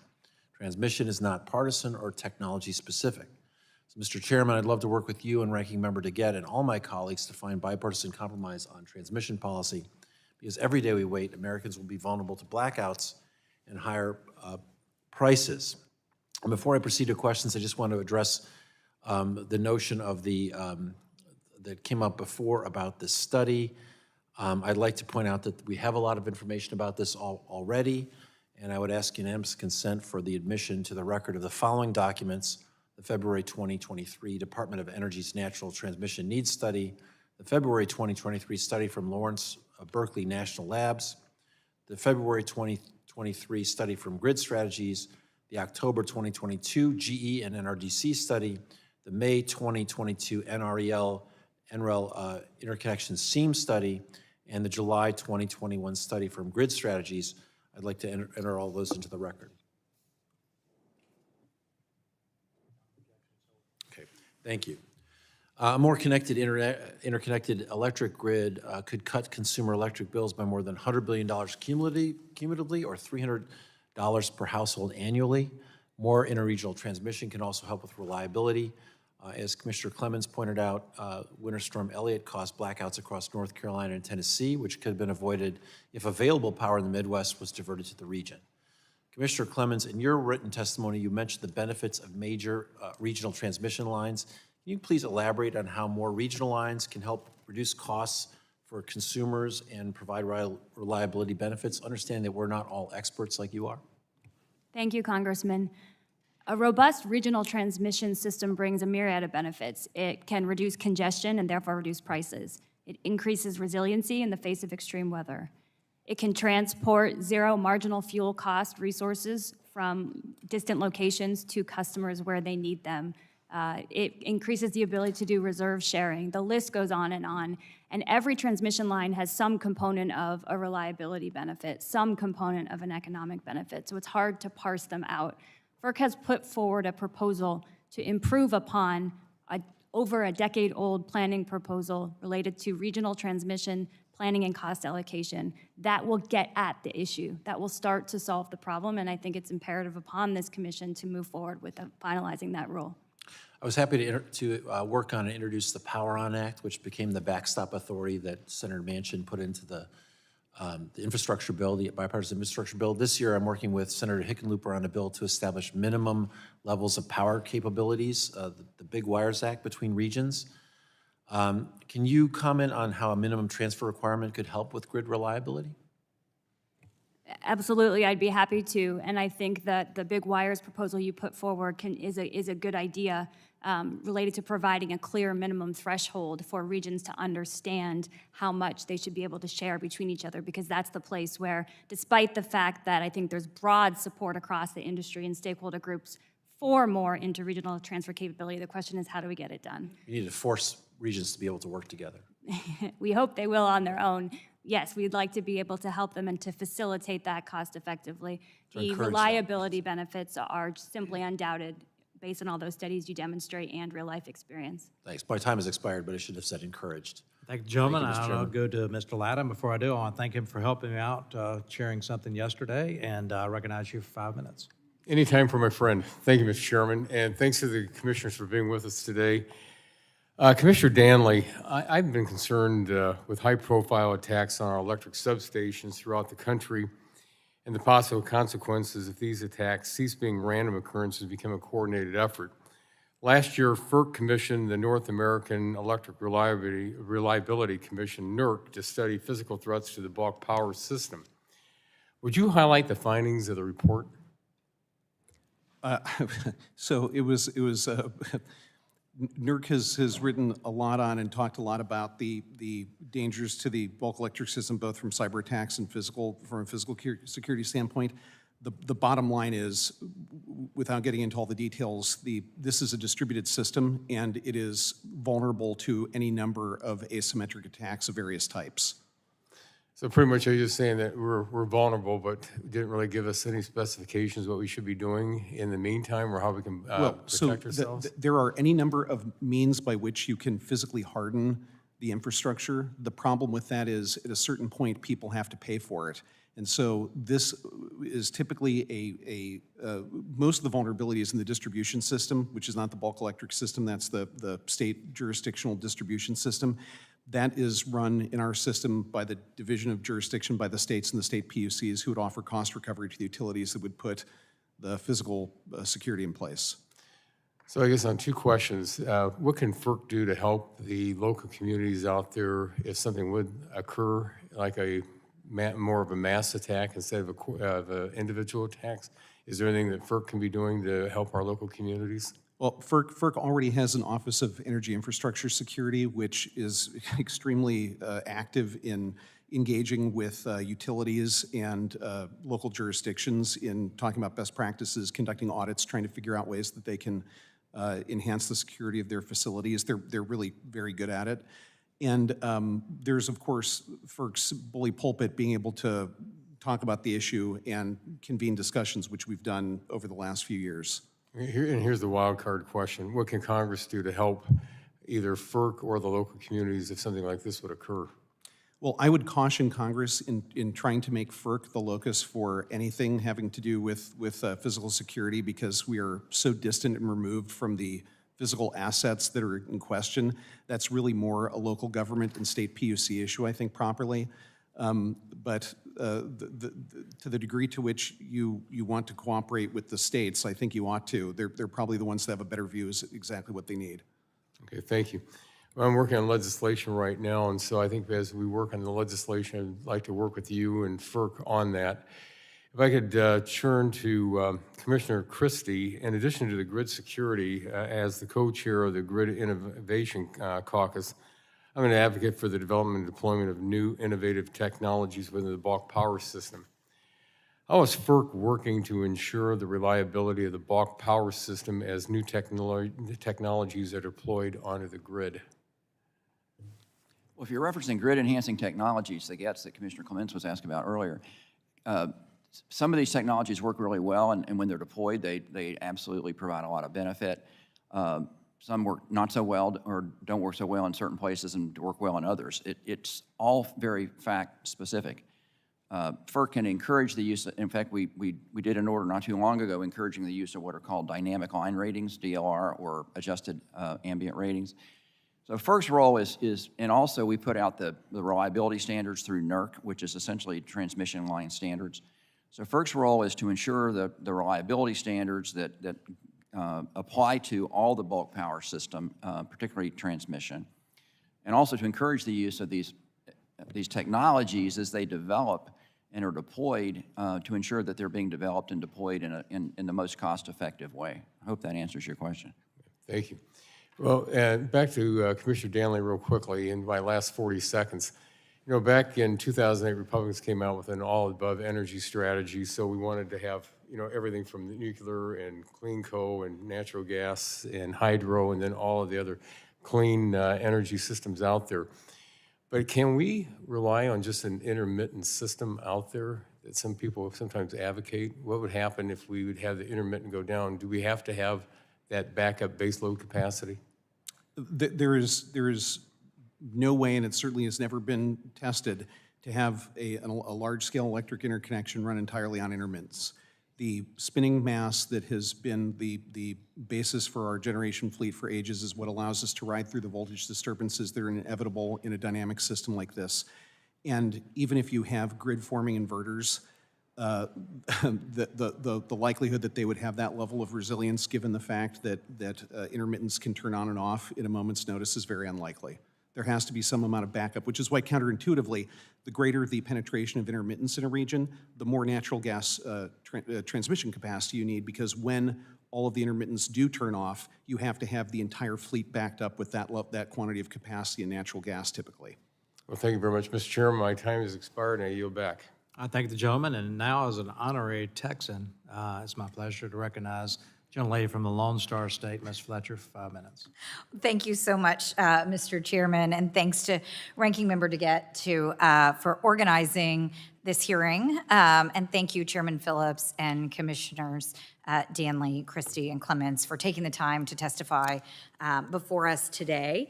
I also appreciated Representative Peters' comments about innovation in my home state of Texas, where we really have been and continue to be at the forefront of all kinds of energy, both traditional and renewable.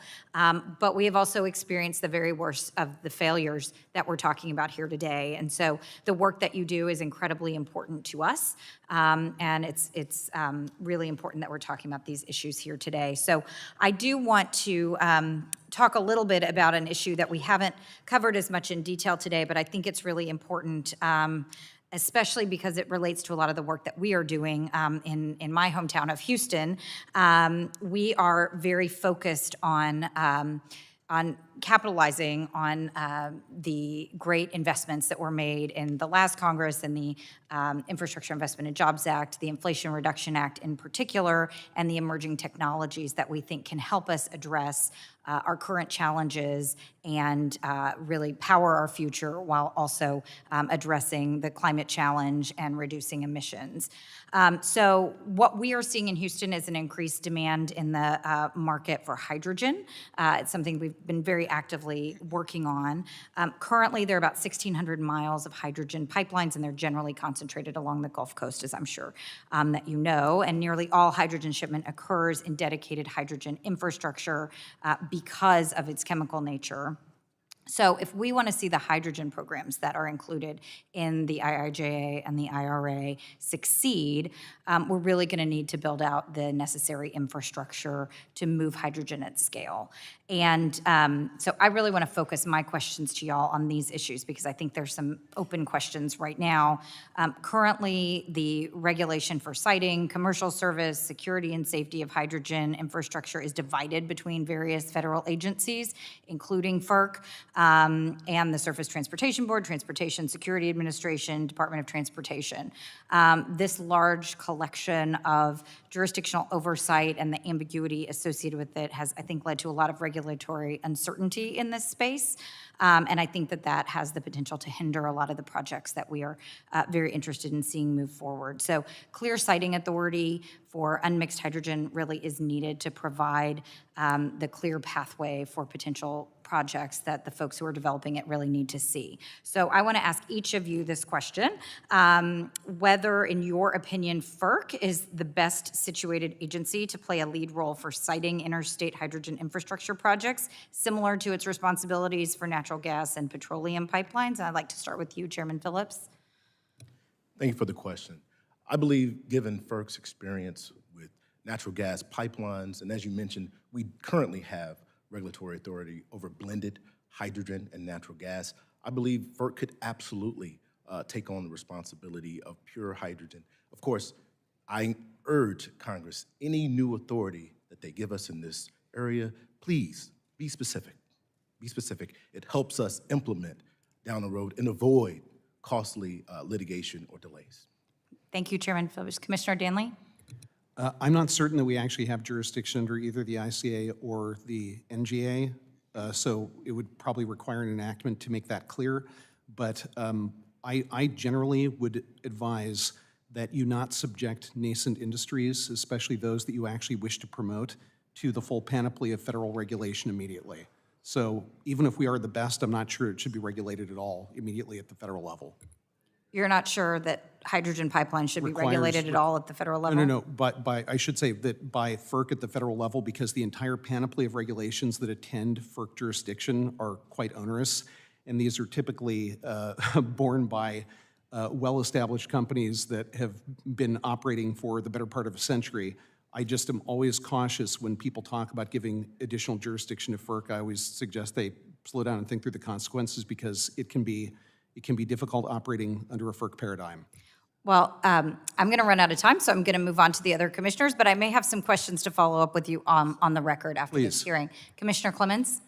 Thank you. I would agree with Commissioner Danley that we would need clarification as to this responsibility and support the chairman's perspective on both the need for specificity and also the need for the staff to support something like that. Contrary to Commissioner Danley, I've had stakeholders coming into me and saying, can you let us know how you're going to do this? Can you please talk about this? So I do think there's a desire for some sort of regulatory certainty at the federal level. Thank you. And Commissioner Christie? I think if you convert a natural gas pipeline to a hydrogen pipeline, I think it's very questionable whether we would have authority under the Natural Gas Act. So I would urge Congress, if you want us to regulate hydrogen pipelines that used to be natural gas pipelines, or build new ones, that you really need to pass legislation and make that clear. Well, thank you very much. I will submit some additional questions for the record. This is a really interesting topic, and I thank you so much, Mr. Chairman, for allowing us to have this exchange this morning, and I yield back. Thank you, gentlelady. I'll now go to the chair of the Environmental Subcommittee, Mr. Johnson, for 5 minutes. Thank you, Mr. Chairman. Commissioner Christie, in my subcommittee just last week, we examined the reliability impacts of proposed EPA regulations, and I want to kind of build on that this morning. In your testimony, you discussed the threat to reliability due to the rapid subtraction of dispatchable resources, especially coal and gas, with no replacement. You further discussed that 1 megawatt of wind or solar is simply not equal to 1 megawatt of gas, coal, or nuclear energy. I agree with that, by the way, but RTOs like PJM, which includes Ohio, have warned us about this. I am especially concerned about the public health impacts of system-wide outages. If you look at the EPA's own website, you look at the mission of the EPA on the White House's website, it's to protect public health and the environment. Public health is primary. So these outages, these potential outages resulting from taking dispatchable energy off the grid before anything can replace it, can lead to loss of life in extreme heat and cold scenarios when folks in places like rural Appalachia don't have power. And it can result in negative impacts on nutrition when families, especially low-income families, can't cook their food because they can't power their kitchen appliances. You yourself characterized this situation as a, quote, serious threat to reliability that is looming on the horizon. So, Commissioner Christie, in your view, would you agree that current and proposed EPA power generation regulations are making this potential situation more precarious? Yes, because they're going to drive up the cost of operating a coal generating unit. And if you drive up the cost, obviously that has to be paid for. Now, if the unit is in rate base, meaning in a vertically integrated state, well then consumers ultimately would have to pay the cost because cost for a unit that's in rate base, they get cost recovery through that mechanism. So that unit could potentially stay open with consumers paying the additional cost. If the unit is in one of our RTO markets and they're already at a point where they're not recovering their capital costs or their operating costs due to the market, then you add additional costs. It just makes them even less financially viable. So they'll close even sooner. Okay. And would you agree, to avoid catastrophe, we need to work to preserve more of our reliable, dispatchable coal and gas-fired power?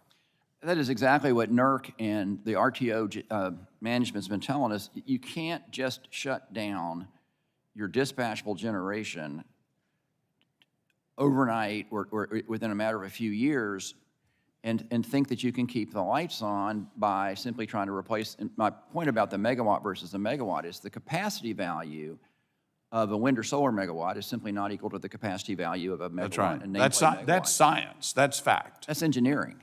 And it is engineering, and you can't keep the grid running with you don't get a one-for-one replacement. So That's right. the numbers don't add up. Well, what about the future? Renewables need to be backed up with something. Is there enough new gas-fired power planned to be built and integrated into our grid? Can you quickly touch on the current barriers to building out more gas-fired generation? Well, you look at the PJM queue, what's called the queue, which is the line of units that want to get in and get interconnected. About 90% of it is wind, solar, or battery, and some other, I think some DR. And then it's only about 4%, I think, gas. So the problem is not only that are we getting enough new gas generation to provide backup to the increased deployment of wind and solar? The answer is no, we're not getting enough new. But the bigger problem is the gas units that we have increasingly can't get the fuel supply to run as either baseload units that run all the time or as peaker units that have to be called in on a, it's really a matter of supply. If they can't get the fuel supply, then they can't provide the power supply. Okay. Let me go quickly to Commissioner Danley. I want to pivot to LNG exports. You wrote in September 2021, you discussed, and I quote, lingering apprehension that the Commission may not actually have authority to oversee the safety of liquefied natural gas, LNG facilities under Section 3 of the Natural Gas Act.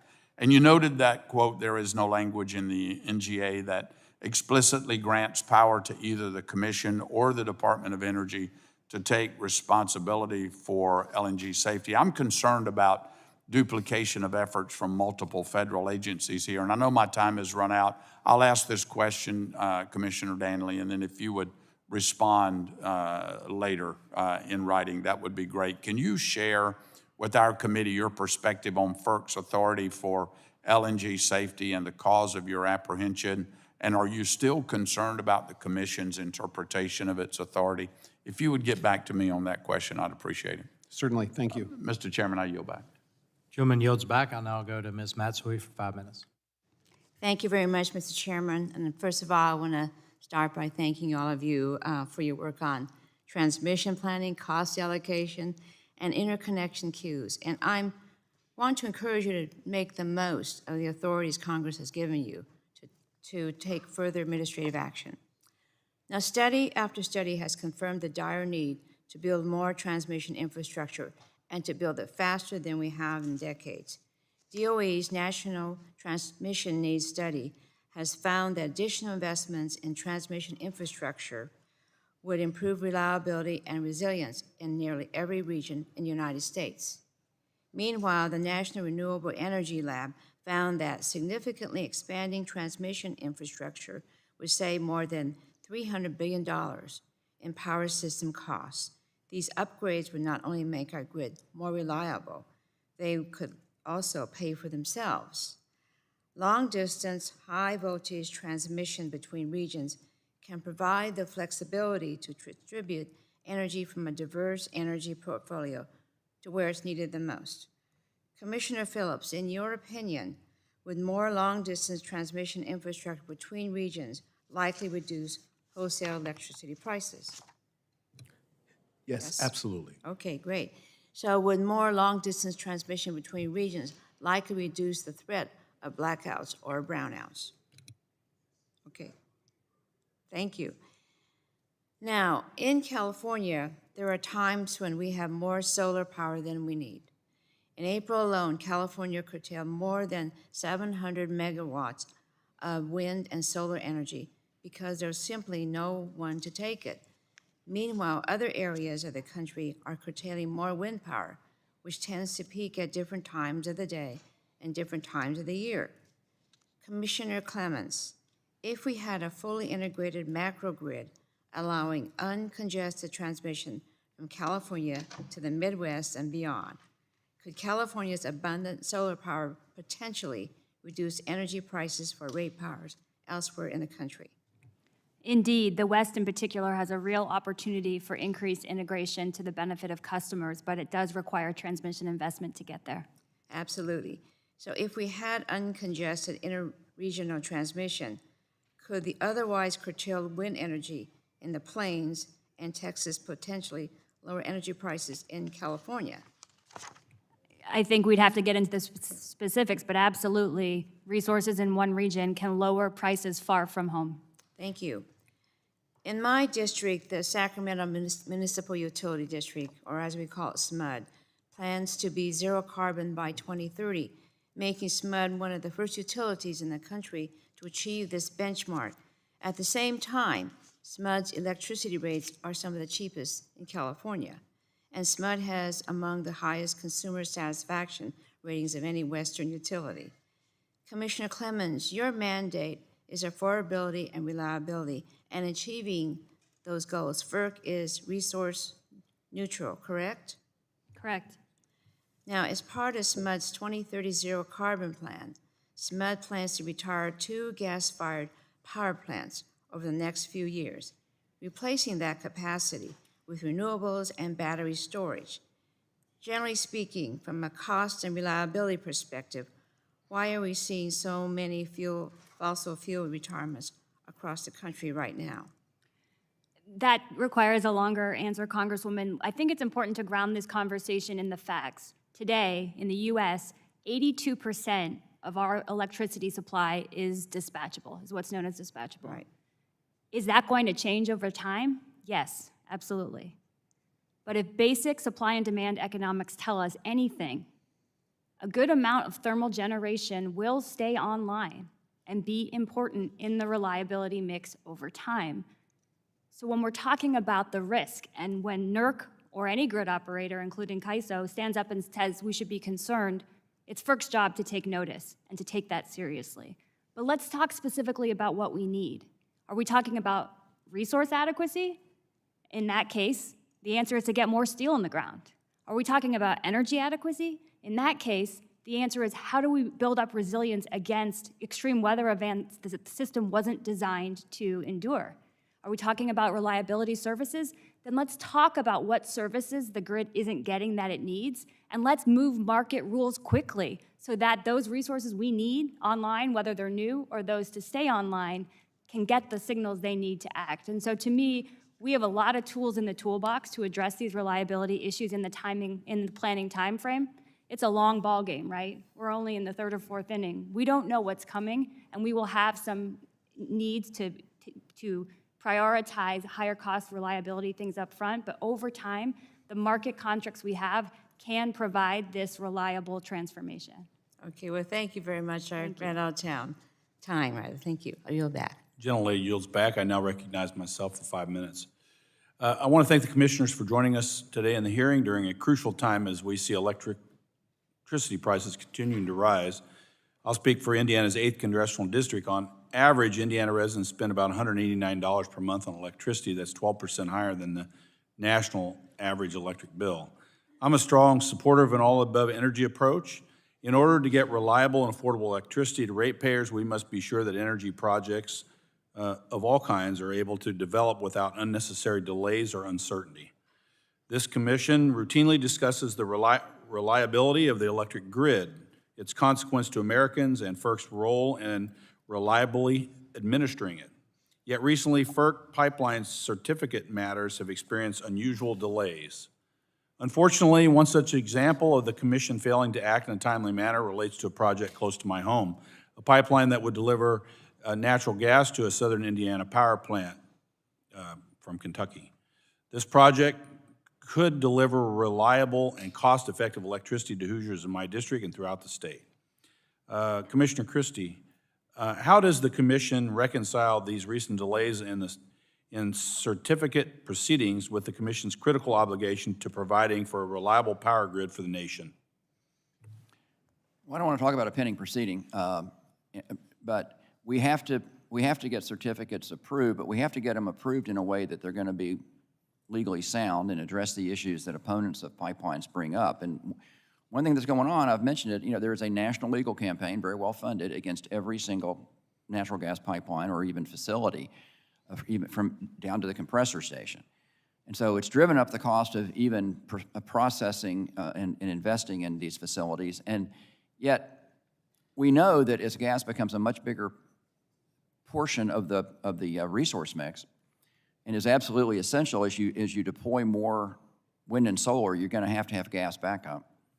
But they have to have supply, and that takes transportation. You have to transport the fuel to the generating units, and that's going to take natural gas pipelines. There's no way around it. And so FERC's job is we have to, when the evidence shows that a line is needed, and of course, obviously, we go through the Natural Gas Act and determine whether the evidence shows it, then we have to put orders out quickly. We have to put orders, I say quickly, I mean within the time limits of the statute, and orders that hopefully address the issues that are raised, because if we don't address them, they're going to be addressed in the court anyway, because everyone's going to be appealed. For example, in a recent FERC proceeding, the commission failed to issue a rehearing order in a case where rehearing had been pending since November of 2022, CP 21467-001. The record in that case has been transferred to the DC Circuit without a rehearing order, which is not the commission's standard practice. The commission's actions in this case presumably increased the likelihood of an appeal for a project that the commission held to be in the public interest last October. I guess, Commissioner Danley, how can project sponsors of critical energy infrastructure projects required for reliable and resiliency of the electric grid rely on the commission's process if the commission itself fails to provide the requisite regulatory certainty? They can't, and in fact, we've seen the effects of the regulatory uncertainty that FERC has created, in part with the issuance of the now draft certificate policy statements, and in the changing standards that we've applied, and in the intentional slow walking for a couple of years of many of those projects with unnecessary EISs, that is, the longer NEPA reviews. The result is that last year saw the least number of the least quantity of additional transfer capacity added to the interstate gas system since the 90s. And we've seen a chilling of investment because the companies are unable to rationally allocate capital and cannot assess the right risk premium given that regulatory uncertainty. Yeah, I mean, I'm just going to give my opinion. This is purposeful in order to increase the likelihood of lawsuits against these projects and delay them for years, if not decades. So I guess another question for you maybe is, does FERC have the authority to require pipelines to mitigate downstream or upstream greenhouse gas emissions? No, not under the NGA. Okay. Does FERC have the authority and capability to determine whether the emissions from a specific project are significant? We don't have a metric by which to do so that would survive the requirements of reasoned decision-making, so it would fail on that basis. Great. Thank you. I yield back. Now I recognize Mr. Tonko for his line of questioning. Thank you, Mr. Chair. And to the Chair and Commissioners of FERC, thank you for your presence here today and for the service that you provide. Chair Phillips, FERC is consistently rated one of the top places to work in the federal government, but we know it can be difficult to recruit and retain the technical experts needed to make the Commission function effectively and have it at its top of its game. Can you discuss what pay scale and direct hiring authority changes Congress could consider to ensure FERC has the economic, environmental, engineering, legal personnel necessary to complete timely reviews? Thank you for the question. First of all, I want to just say some nice things about our staff. I think we have an outstanding staff. I continue to be impressed with their dedication. What we've done, we are hiring. Everybody watching this right now, FERC is hiring. If you want to serve the public, please apply here, and I mean that in a very sincere way. We're looking to staff up our energy projects department, our division, but what we need, we have to keep pace with industry. We have to compete with them for these very technical engineers, lawyers, professionals, up and down the line. We need to make sure that we have every tool available. I would like to see our pay scale on par with other technical agencies like the SEC. That will help us work faster and get our work done better. Thank you. I also want to express my appreciation for the Commission's focus on transmission policy in recent years. As we continue to discuss potential threats to reliability, it is critical that members of Congress recognize the important role that transmission infrastructure plays in making our grid that more resilient. I want to strongly encourage the Commission to move forward with its open transmission proceedings as quickly as possible. There's no reason to wait. We know our electricity system is changing, and making certain that grid operators are doing effective long-term regional and interregional planning is foundational to maintaining an affordable and a reliable grid. So Chair Phillips, how does the regional planning proceeding require grid operators to take a longer view of their transmission needs, and will those plans have reliability in mind? Absolutely. Right now, the way transmission planning works, it's very siloed. It's siloed when you talk about economic benefits. It's siloed when you talk about reliability benefits. What we're proposing to do in our regional planning over is to have a longer view, to look at the reality on the ground so that we can plan for what we know is a changing resource mix. This is critically important. Thank you. And Commissioner Clements, I want to get your thoughts on this. What is the role for better long-term transmission planning and maintaining grid reliability? Thank you, Congressman. I think about it as reality-based planning. All infrastructure is hard to build, as we've been talking about, all types. And so if what we need to do is ensure that we have a reliable grid and an affordable grid over time so that costs are spread out over time, and in 20 years, you don't have customers in every state left holding the bag. What you need to do is look forward, take all the inputs that we have, and plan for various scenarios. In the face of uncertainty, what are the trends we're seeing? What are the set of no regrets or low regrets regional transmission planning lines that will help to ensure reliability out 10, 15, 20 years and beyond? And so I think it's a really important effort, and it's a pretty practical requirement as well. Great. And Commissioner Clements, I heard the earlier discussion you had with Ranking Member Dingell about the importance of grid-enhancing technologies. We know even if major transmission reforms are put into place, it will still be challenging to plan, site, permit, and build new infrastructure. I strongly believe we must maximize the efficiency of our existing infrastructure. So, Commissioner, what do you see as the role for grid-enhancing technologies and reconductoring as part of an holistic approach to grid planning that seeks to achieve affordability, reliability, and certainly public policy requirements? Thank you. It's a really important opportunity. There has been, just like in every industry, a lot of innovation in transmission equipment. Now, as Commissioner Christie said, any given grid-enhancing technology, whether it's an advanced power flow control or a dynamic line rating, won't help the situation in every circumstance. But there are some set of circumstances where lots of these technologies can help clear up room on the grid, reduce congestion, allow for more use of the lines at times when the weather is good or not too hot, to bring on more resources. When we talk about these retiring resources, all of the grid operators say that while they're not one-for-one replacements, the ability to accelerate additions of new resources, wind and solar and other resources to the grid, is a critical component of maintaining reliability in the face of these retirements.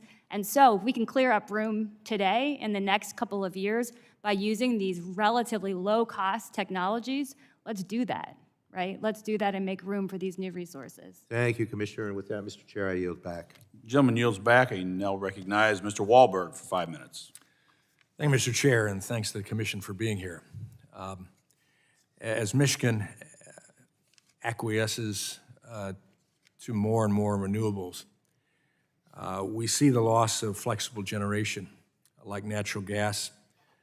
Grid operators such as MISO have acknowledged that this transition may lead to reliability concerns and the loss of essential attributes like ramping capabilities, voltage stability as well. In fact, in Michigan, like the broader MISO region, it's fast approaching the renewable penetration inflection point of 30% that a 2021 study found could result in reliability concerns as soon as 2027. That's close. We can't allow this to happen. I assume that you don't want it to happen either. We've seen the impacts and loss of life and high prices and lack of reliability that happened to the EU last winter. Even a day without power in Michigan could be devastating. Commissioner Christie, does FERC share the concern expressed by MISO that retirement of flexible generation without the necessary placements could lead to decreased grid reliability in the next few years? Well, I'm not going to speak for FERC or my colleagues. I do. I think MISO has been very vocal about this. The CEO of MISO has been very vocal about the loss of dispatchable resources in the MISO territory is threatening reliability. That's been something MISO has been very vocal about. Very much so, and I think there's evidences to prove that they do have those major concerns justified. How is FERC driving markets to incentivize new resources with the necessary attributes to ensure hour-by-hour reliability? I think it's important to understand that FERC doesn't order generating units to be built, and FERC doesn't order generating units to be shut down. We regulate the markets that have a big effect on on how those decisions are made. In MISO and really throughout the country, it's states who decide what to build, and states can decide what to retire. FERC has a huge impact because of the way we regulate the markets, but it all interacts. And so what FERC needs to be doing in terms of regulation of the markets is to determine whether these markets are serving reliability and look at the rate designs and see whether these rate designs actually are producing just and reasonable rates and have the right incentives in them. So that's really our job, is the regulating the markets. But I want to emphasize, states decide what units get built, states decide what units get shut down. And of course, when you set those rates, set some continuity there, that encourages or discourages states in some of the things they decide to do. Well, it absolutely, because we're regulating the markets, and the markets are going to send signals to units, whether they shut down or not. That's why I think that really the vertical, it's a better system when in a state, when the state is doing an IRP and which is saying, we want these units to stay open, and we're going to put these units into rate base if that's what it takes to keep these units financed and keep them open. That's a much bigger debate than a few minutes. And the country is really very different. There's a lot of different areas in the country which don't do it. No one does it all the same way, and that is a huge issue, which really would take about a couple hours to go. I'm glad to hear you say that, but that is crucial. Right. The nation is big, it's different. Commissioner Danley, to what extent does interregional transmission make up for this loss of flexible generation? Interregional transmission can, on the margins, help with reliability, but I think that people have a tendency to believe it to be a panacea.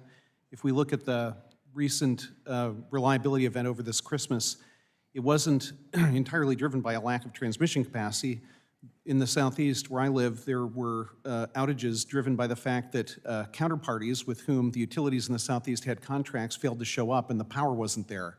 So you can have plenty of interregional transfer capacity that could even be mandated, but if you don't have the electricity that's needed, the power to actually be shifted, then you don't have any benefit from it, right? And until we deal with the resource adequacy problem, which I argue is driven primarily by poor market design, until that issue is dealt with, then the marginal benefits to be gained by the transmission that people are contemplating, especially for regional development, is really probably not worth the amount of money it's going to cost, because it will be very, very expensive. Okay, thank you. Chairman Phillips, I have a question on cybersecurity, but in 10 seconds, you can't answer it, so we'll submit it for your answer later. Thanks so much. Thank you, sir. I yield back. Gentleman yields back, and Ms. Custer is recognized for 5 minutes. Thank you so much for hosting this important hearing. I'm going to jump right into my questions. I want to start by asking about interconnection. Before a developer can connect a new electricity generating project into our transmission system, the transmission system operator must complete an interconnection study to see how the new project will impact the existing transmission system. If there's inadequate capacity on the transmission system to support the new project, then upgrades must be made to the transmission system. Compared to traditional steel transmission lines, alternative transmission technologies like advanced conductors can increase capacity on the transmission system, reduce viewshed impacts, which are important in a state like mine in New Hampshire, and improve reliability. While alternative transmission technologies may cost more upfront, there are dramatic cost savings for customers over the long term. Yet transmission system operators are hesitant to evaluate alternative transmission technologies in the generator interconnection study process. Commissioner Phillips, what can FERC do to ensure that system operators and utilities incorporate alternative transmission technologies, including advanced conductors, into their interconnection study process? Thank you for the question. This is exactly one of the issues that we're addressing in several of the transmission reform NOPRs that we have ongoing right now.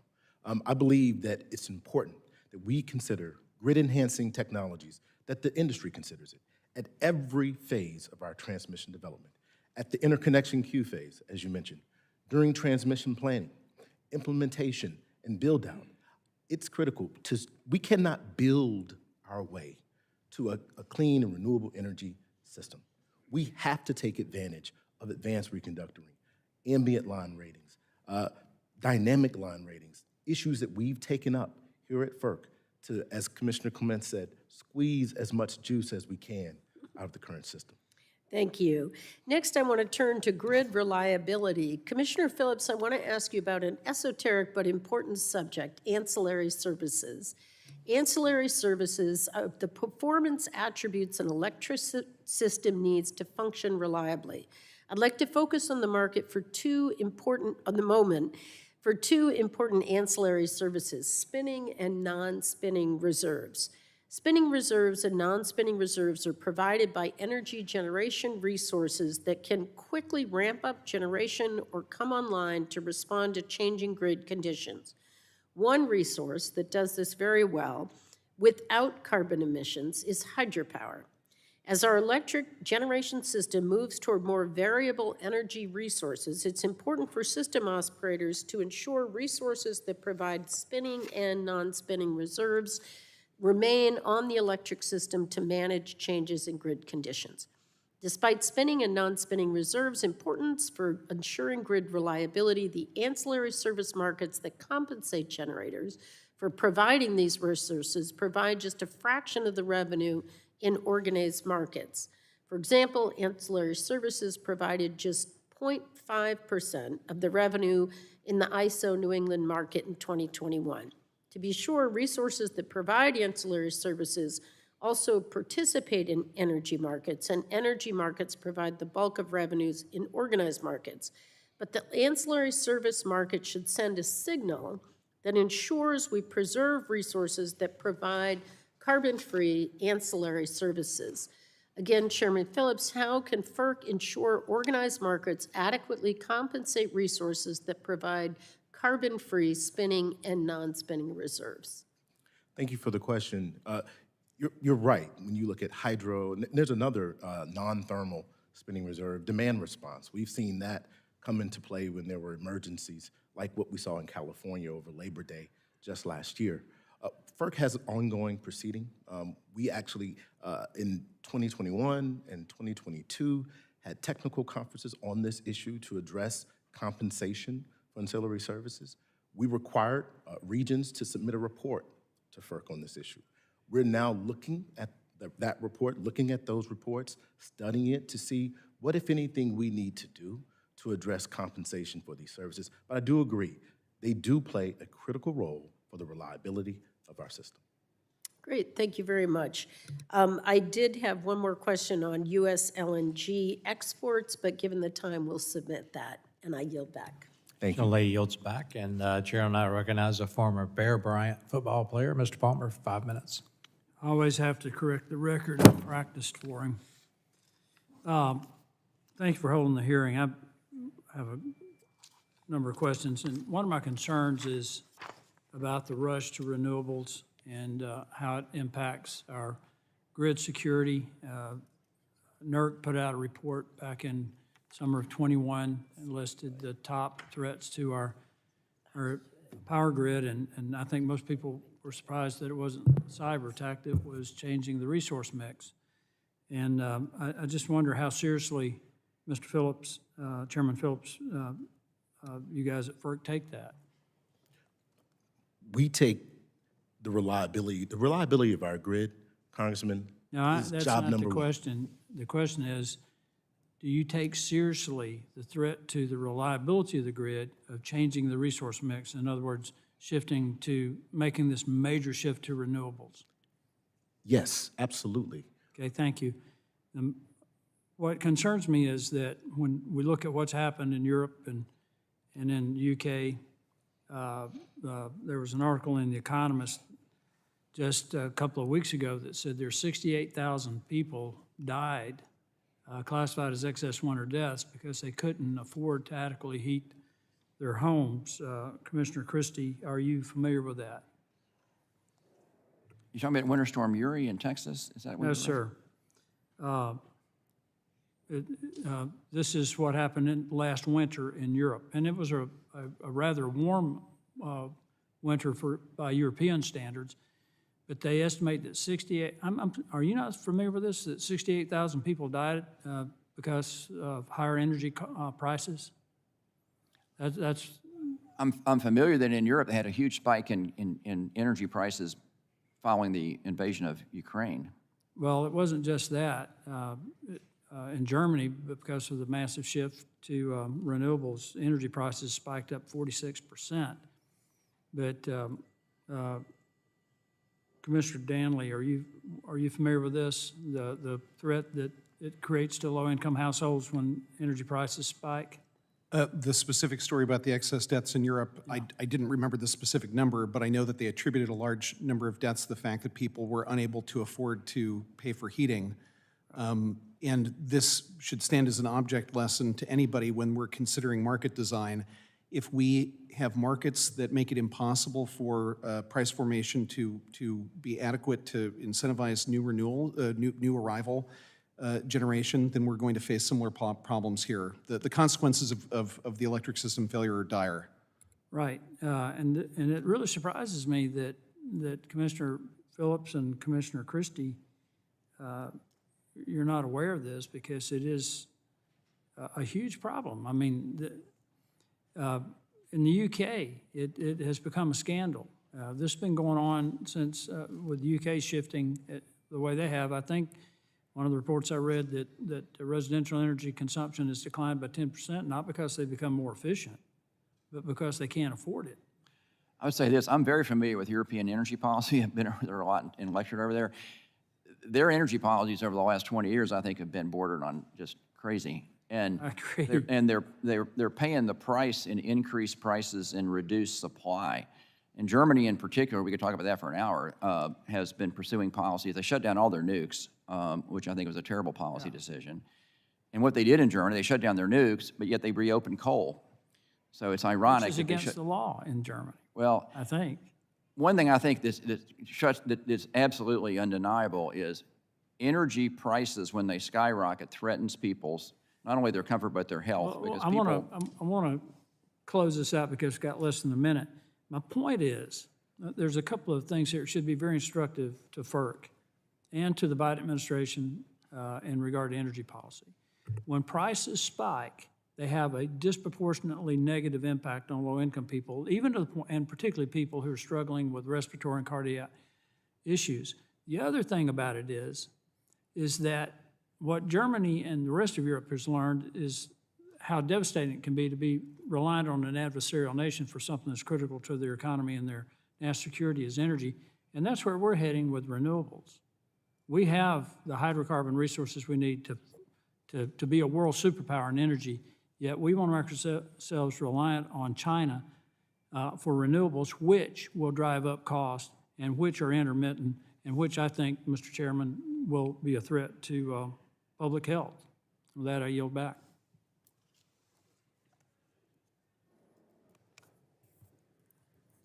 Gentlemen, the time's expired, and now we go to the gentlelady from the Northwest, Ms. Schreier. 5 minutes. Thank you, Mr. Chairman. And thank you, Chairman and Commissioners, for appearing here today. I read all of your testimonies, and today, again, we've heard a lot about uneven playing fields and criticism from some of you of incentives for clean energy as being disruptive to the free market. I agree that the energy market is an uneven playing field. It has been for quite some time. Estimates are that the U.S. gives $20 billion in direct subsidies to the fossil fuel industry every year and hundreds of billions more in indirect subsidies. So fossil fuels have had an unfair advantage in the U.S. and also with FERC, where it is, my understanding, much easier to get an interstate natural gas pipeline approved than an interstate transmission line. Commissioner Clements, could you walk me through the powers that FERC has to site interstate natural gas pipelines that it lacks for interstate transmission lines? And is there any reason, in your opinion, that we should be giving more favorable treatment to natural gas lines than transmission lines? Thank you, Congresswoman. There's different legislative histories of FERC's authority when it comes to responsibility for the siting of interstate natural gas pipelines over which FERC has full authority, and the way that the Federal Power Act has divided responsibility between the federal government and the states. So on the transmission side, electric transmission, we only have authority over the planning of that and the paying for that, but then states have the ultimate authority over siting. And so on both the planning side and the permitting side, there are more regulatory hoops to jump through when it comes to electric transmission than interstate gas pipelines. I'm not suggesting either is easy. Both are hard and both are important. I think the one thing that we can say about electric transmission planning is that we have robust regional planning processes set up, and we have a proposal out to improve upon those processes so that when a line comes through, that rigorous analysis that happens at the regional level, we can say with confidence, the grid operators and the utilities can say with confidence, that line is going to provide benefits to customers that outweigh the costs, so let's move forward with building it. That's why I think we can feel confident in these transmission lines that are coming out, despite the fact that we need to work really closely with states and with the utilities and the stakeholders at the state level who then have the ability to provide input onto the siting of electric transmission. Are you finding that states are generally receptive and cooperative with that? Like there is a common goal and interest, or are you getting pushback? That's a 50-part answer.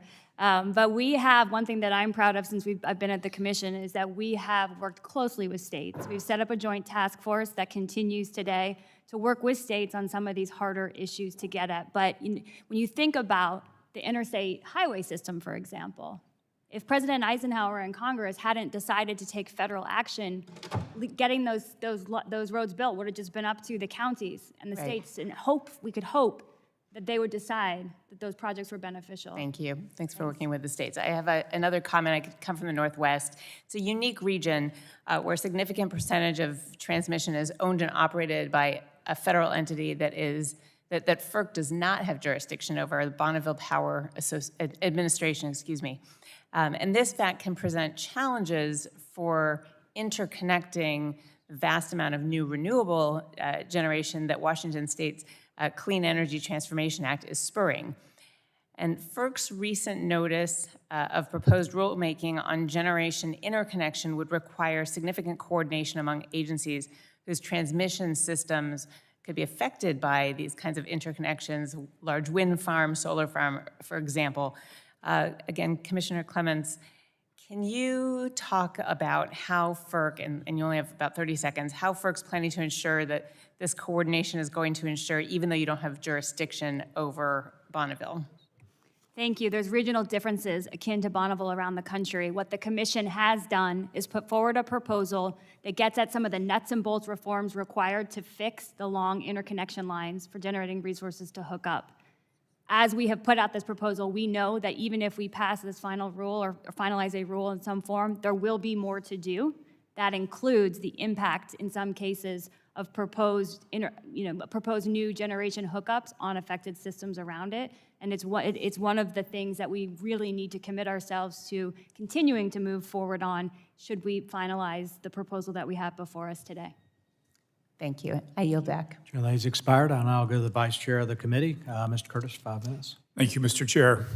I'd like to kind of change all of our paradigms for a minute from a national grid and pull you down to a very, very local level, municipal power. My power that I receive from my hometown is a municipal power city. They're part of a larger organization called UMPA, Utah Municipal Power Authority. I had an opportunity to actually chair that commission for a number of years, and so I'm very sympathetic to these municipal powers and the way they operate. And I actually had the responsibility to, as mayor of my city, to stand in front of my residents and introduce a rate increase, the first one in 20 years. I'm telling you, you talk about price sensitivity, that was a big deal.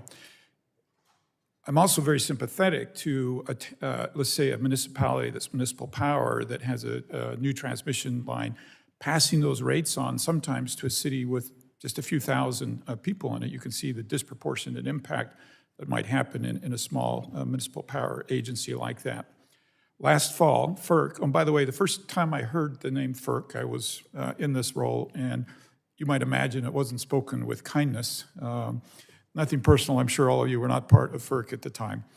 But last fall, you invited comments on fixing the current queue problems for applying to interconnect new generation facilities to the grid. The current practice to interconnect a new generation facility, if it's wind, solar, geothermal, or natural gas, requires that all the stakeholders submit an application to the grid operator to be studied. The interconnection request is placed into a study queue managed by the grid operator. The study process is costly and painfully long in effort to weed out unfeasible projects. This backlog is clogging up the system for getting good and viable projects, generating projects out in a timely manner. Municipal utilities and cooperatives have obligations to serve. So we've talked about them, I mean, this is folks you see in the grocery store, right? And if they're not being responsible, they feel that impact quite directly. However, if UMPA, Utah Municipal Power Authority, selected the best solar or wind project through an RFP and negotiations or wanted to develop the site themselves, they'd be delayed by the current backlog for the transmission queue system. So, Commissioner Christie, you mentioned, I'm going to loosely quote you, these aren't your exact words, I'm going to paraphrase, we are losing dispatchable resources at a pace that we can't sustain.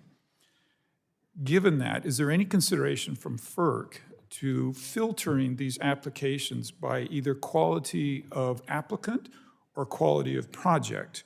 So, hypothetically, you've got 100 solar projects out here, and you've got one that's dispatchable, that's getting clogged up with all of these, and the applicant might be somebody like UMPA that knows the process, is very good, it's got it exactly nailed down, versus somebody who's never applied before. Is there any thought that you could actually build a filter in that would prioritize quality of applicant or quality of project?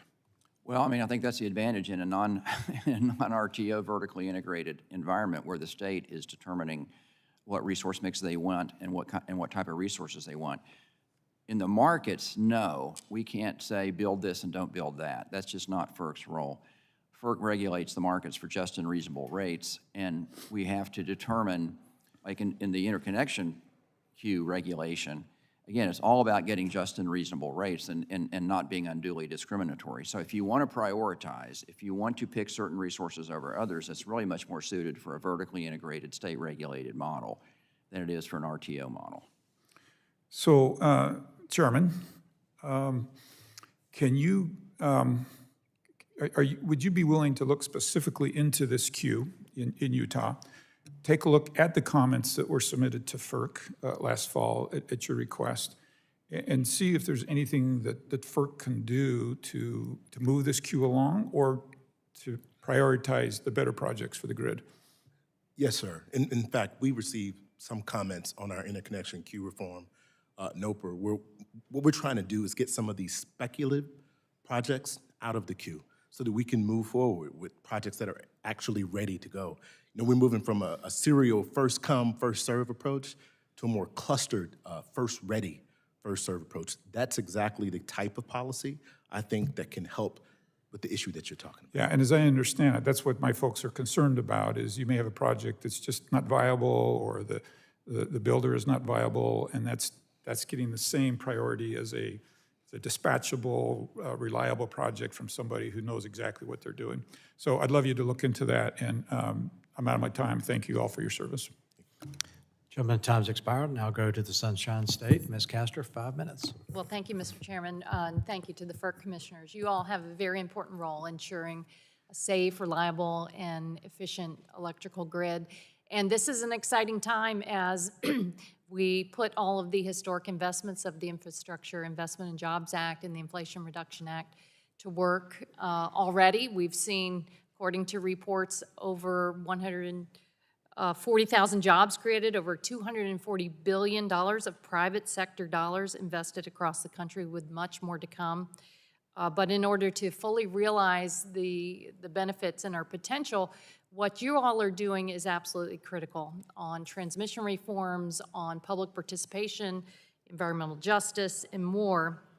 I was very heartened to see your emphasis on environmental justice and what has been going on at FERC on this. In fact, Chair Phillips, I like the way you put it. You say we need to do all that we reasonably can do to ensure that environmental justice communities affected by the Commission's decision do not bear too great a share of the burdens or too small a share of the benefits that new energy infrastructure can provide. And Commissioner Clements, you've also emphasized this and worked hard on it. How does FERC consider the burdens and benefits as electrical transmission proceeds, and how do you consider it in your decision-making process? Thank you, Congresswoman. FERC has authority under the Natural Gas Act and under the Federal Power Act, and it's different in each case. When we are considering project proposals under the Natural Gas Act, the law tells us that under the Natural Gas Act and under NEPA, and the courts have affirmed that the Commission has a responsibility to consider environmental factors. We also have CEQ guidance that speaks to, and executive orders that speak to specific treatment of environmental justice communities. And so when I go in to do my own public interest determination, which we have to all speak to ourselves, I believe it's imperative that we follow the responsibilities in the statute and as interpreted by the courts very clearly to consider environmental factors. Thank you. And it's been heartening to hear so many of my colleagues talk about the traffic jams on the grid, the problems with interconnection queues. As I learned a lot chairing the House Select Committee on the Climate Crisis, and we led a bicameral letter encouraging FERC to act. I filed a bill, the Efficient Grid Interconnection Act, to encourage FERC to do proactive planning on transmission to connect anticipated future generation. Also encourage you to consider the multiple benefits of a proposed project and ensure the cost allocation project accounts for the widespread benefits for consumers.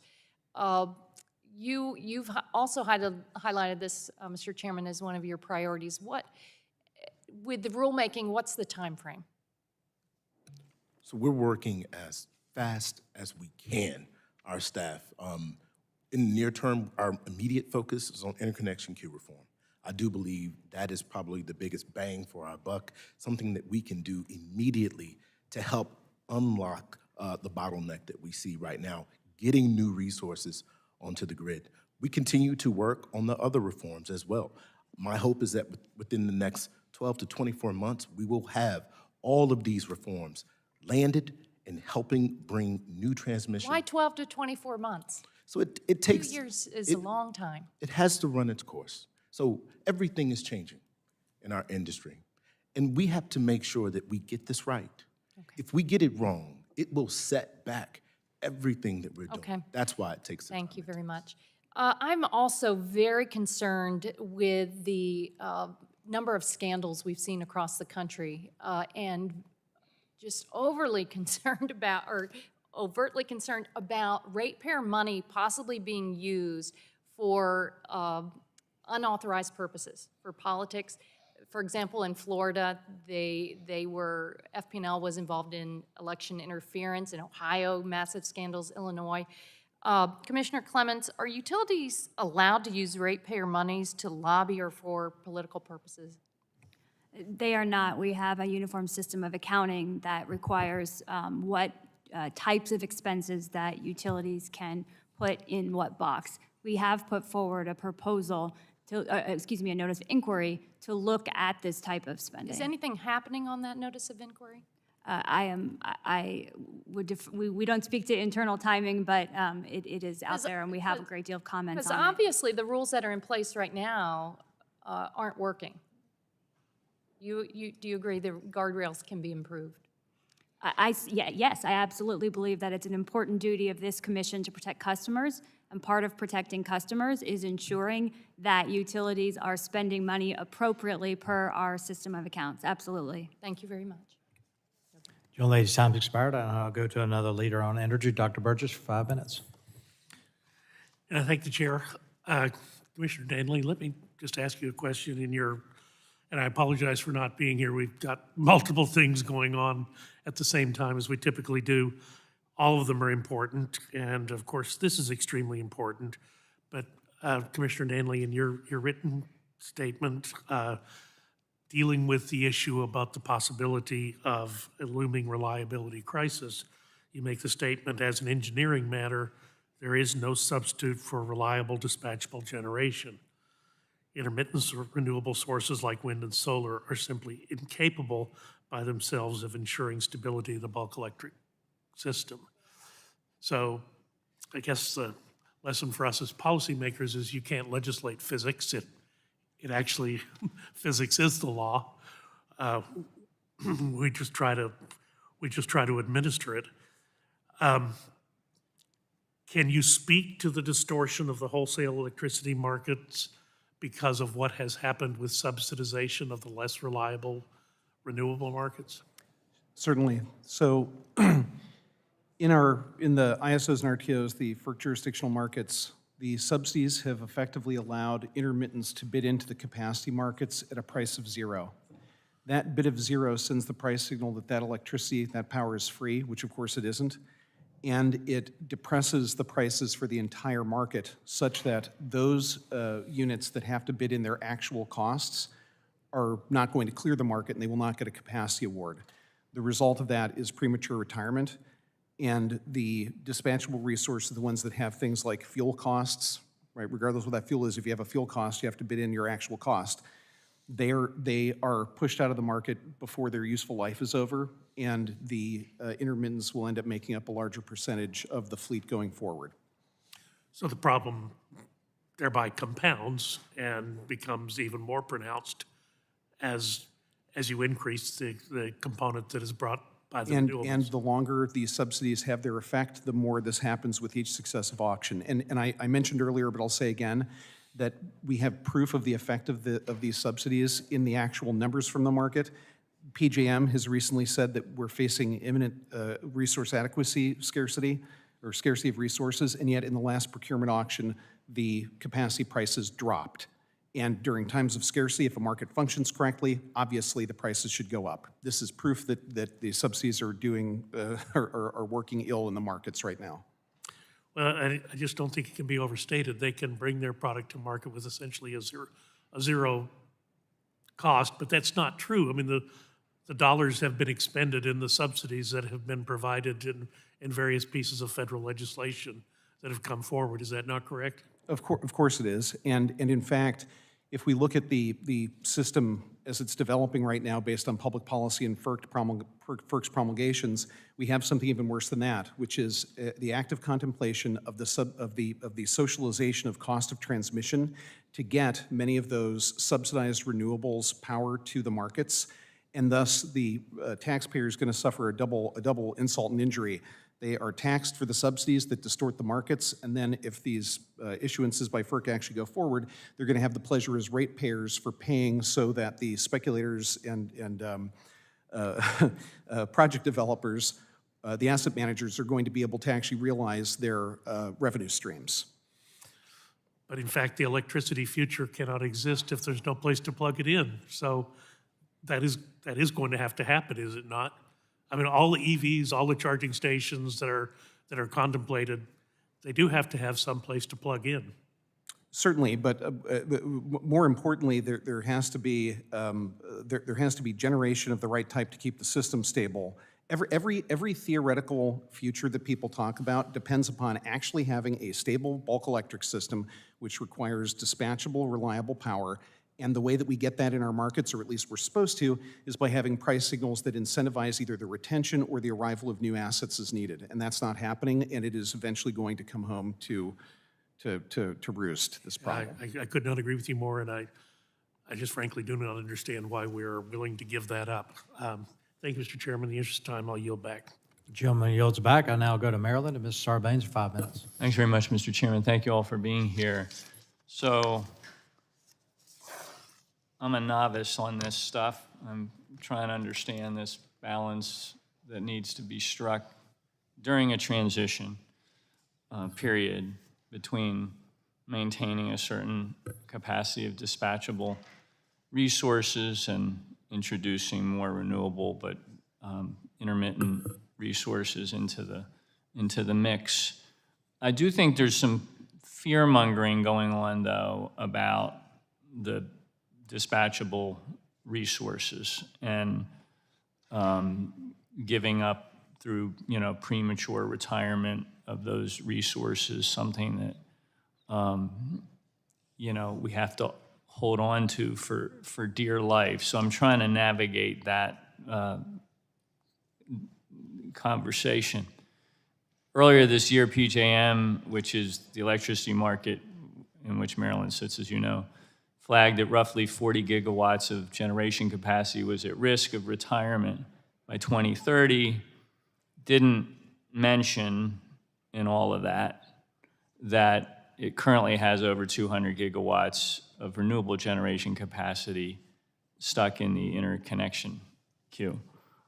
And obviously, there's a difference in logistical requirements between a gigawatt of solar or wind capacity and a gigawatt of natural gas or coal-fired capacity. But PJM, in theory, has now excess capacity that's 5 times capacity of projected retirements within the system. And again, I know it's not an easy dynamic here. It does bring us back, though, to the same question line you've been getting now for the last few minutes since I've been here, which is what's going on with the interconnection queue. And I think you said that the timeline for this proposed reform rule being out and completed and implemented is 24 months. Is that what I heard? No. So for interconnection queue reform, Yeah. we're looking to move a lot faster than that. I can't talk about specific timelines. Okay. It's my hope that within the coming months, we'll have a final rule to act on. And in the meantime, are the RTOs effectively just stopped and waiting for that reform to come out, or are they able to proceed? And how much, I don't mean that they're not taking applications and processing them. I mean, in terms of looking for any opportunity to expedite or sort the applications coming in, do they have some tools at their disposal to do that even as this rule is pending? You make an excellent point. I think just FERC taking action on the proposed rule, we've seen different regions throughout the country implement their own reforms regarding interconnection queue reform. And we've acted on some of those. And I think that we're going to see the benefits of this. It is a region by region issue. Flexibility is important. What works in the Southeast may not work in the Northeast. What works in the West may not work in the Midwest. We want to make sure that we recognize the nuances of the different regions as we move forward. That's good. So there's kind of an iterative feedback loop going on in this process, which is helping to move the whole enterprise forward. I did want to touch briefly on some issues related specifically to PJM. I know you're having a forum coming up. I want to thank you for that, on PJM's capacity markets later this week, I believe, which is obviously an important issue related to reliability. I was troubled to hear, though, that FERC's, this forum that you're putting together, doesn't have any representation from the clean energy industry, which, as we just mentioned, is dominating the majority of the interconnection queue right now. So I'd love to have you commit that any decisions that the Commission is going to make coming out of that forum will adequately consider the views of the clean energy industry within PJM's territory, if you might. We are absolutely focused on including voices of all stakeholders. In fact, just 2 days ago, we added a new panelist to the PJM Forum, Abigail Hopper from SEIA, who will represent the voices that you mentioned. So Thank you very much. I appreciate it. You'll back. Gentlemen's time's expired. Now go to, I believe, Ms. Lesko for 5 minutes. Thank you, Mr. Chairman, and thank you all for being here and also doing your job. I mean, it's absolutely important, as you know, to keep our lights on. This first question is for Commissioners Danley and Christie. On June 1st, 2023, the CEO of the North American Energy Reliability Corporation, Jim Robb, testified before the Senate and plainly said, I quote, "Conventional generation is retiring at an unprecedented rate. North American Electric Reliability Corporation is concerned that the pace of change is overtaking the reliability needs of the system. Unless reliability and resilience are appropriately prioritized, current trends indicate the potential for more frequent and more serious long-duration reliability disruptions, including the possibility of national consequence events." I'm actually working on legislation to address this issue, so your input is helpful to me.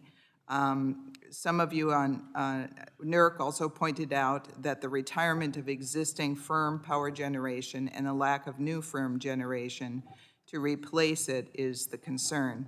Commissioners Danley and Christie, besides transmission, what new authorities, if any, does FERC require to establish reliability markets for each ISO or RTO and to address grid reliability in general?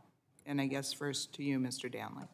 I would argue that we don't need any new authorities, that what we need to do is not ignore the obligations we already have to ensure that rates are just and reasonable. And as long as we violate certain basic legal principles, like the requirements of our statute that they be J&R rates, or that if we ignore the filed rate doctrine and do things like go back and retroactively change the results of a procurement auction because we didn't like the outcome, as long as we keep doing that, you're not going to have a reliable system and have ensured resource adequacy. What we need to do is have fidelity to our statutes. Thank you. And Commissioner Christie. I just want to say one thing, in alluding to what you mentioned about NERC speaking in the Senate Energy Committee. We just heard about there's an accusation, there's fear-mongering going on with those of us expressing concerns about loss of dispatchable resources. I don't think the head of NERC is fear-mongering when he repeatedly says that this is a coming danger. I don't think the head of PJM is fear-mongering when he has said we're losing dispatchable resources at a rate we cannot sustain. I don't think the head of MISO is fear-mongering when he says we're losing dispatchable resources at a rate we can't sustain. I don't think it's fear-mongering when the head of New York ISO last week said the same thing. I think we need to listen to the engineers, not the lobbyists, and I think we need to be doing what's right for ratepayers and not political narratives. We're losing dispatchable resources. All the experts are saying, who know how to operate a system, the people who actually know how to operate a system, are saying this is a huge incoming problem, and I think we ought to be listening to them. Thank you. My second question is for Chairman Phillips. In June 2021, FERC established a rule, I guess you'd call it, and it allowed California basically to steal energy that was contractually obligated for Arizona. And so I sent a letter to FERC about it saying, I don't think this is fair. But now there's another concern, and it's concern because Arizona stakeholders felt that the law was violated in that respect, and so now there's a concern related to the current Western Area Power Administration, WAPA, negotiations about joining the Southwest Power Pool RTO. In Section 1232D of the Energy Policy Act of 2005, Congress expressly prohibited the Commission from exercising any authority over the electric generation assets, electric capacity, or energy of the federal utility that the federal utility is authorized by law to market, or the power sales activities of the federal utility. Chairman Phillips, in the event that WAPA joins a regional transmission organization, will the Commission refrain from exercising authority over WAPA as stakeholders in Arizona believe is required by law? Thank you. I am aware of the negotiations that's going on in the West and the issue that you raised with WAPA joining the pool. I have to take a careful look at the facts and circumstances that you talk about to see what exactly our rules require, what our obligations are.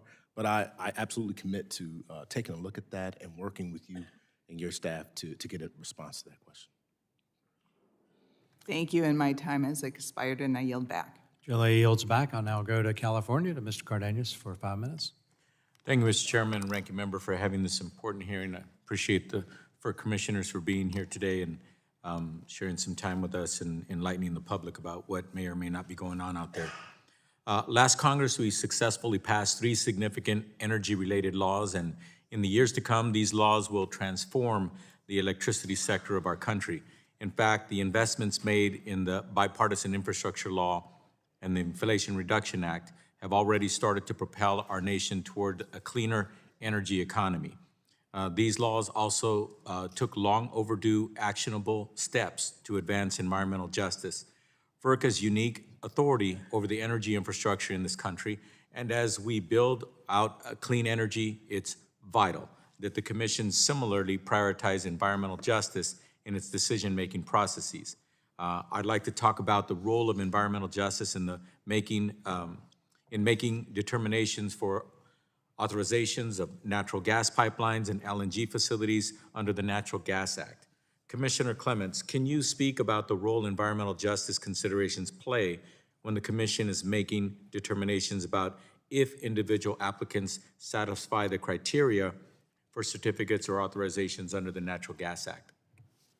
Thank you, Congressman. As part of our NEPA review for any application for certification of an interstate natural gas pipeline, the Commission does consider environmental justice impacts. We've had a difference of opinion sometimes about whether that consideration has been sufficient, but that is the place where that consideration comes in as part of making our determination under the Natural Gas Act. I think it's a legal requirement, and therefore, if we cut corners and don't fully consider the communities impacted by our decisions, what we do is we add months, if not years, on to the end of those processes because of the litigation risk involved. It also makes our decisions better when we think about the impacts, our public interest determinations, about the impacts on the communities impacted by those decisions. Now, when you say impacts on the communities, you're talking about the impacts of human beings, children, men, women, elderly? That's right, any environmental justice community or otherwise disadvantaged community. Thank you very much. Chairman Phillips, to my knowledge, FERC has never withheld certification or authorization for a pipeline or LNG facility on environmental justice grounds. Can you expand upon the criteria that would have to be satisfied for the Commission to withhold or deny approval to a project on environmental justice grounds? Under NEPA and with our NEPA review process, and also under the NGA, we're required to consider environmental impacts of a project. That includes environmental justice communities. And you're right, we're not aware of any circumstance where we've actually had to deny a project based on environmental justice concerns. Hypothetically, it is possible, though, that there could be significant enough impacts where we would have to consider that. That has not happened. Thank you. When it comes to environmental impacts and public comment and open hearings and things of that nature, are there any examples where a project has been improved because of this activity of open meetings and public comment? Yes, we have a pre-filing process, especially with our natural gas projects, hydro projects, where we have a public comment process. And based upon those comments and feedback from community, we can go back to the applicant and say, make these adjustments, make these modifications.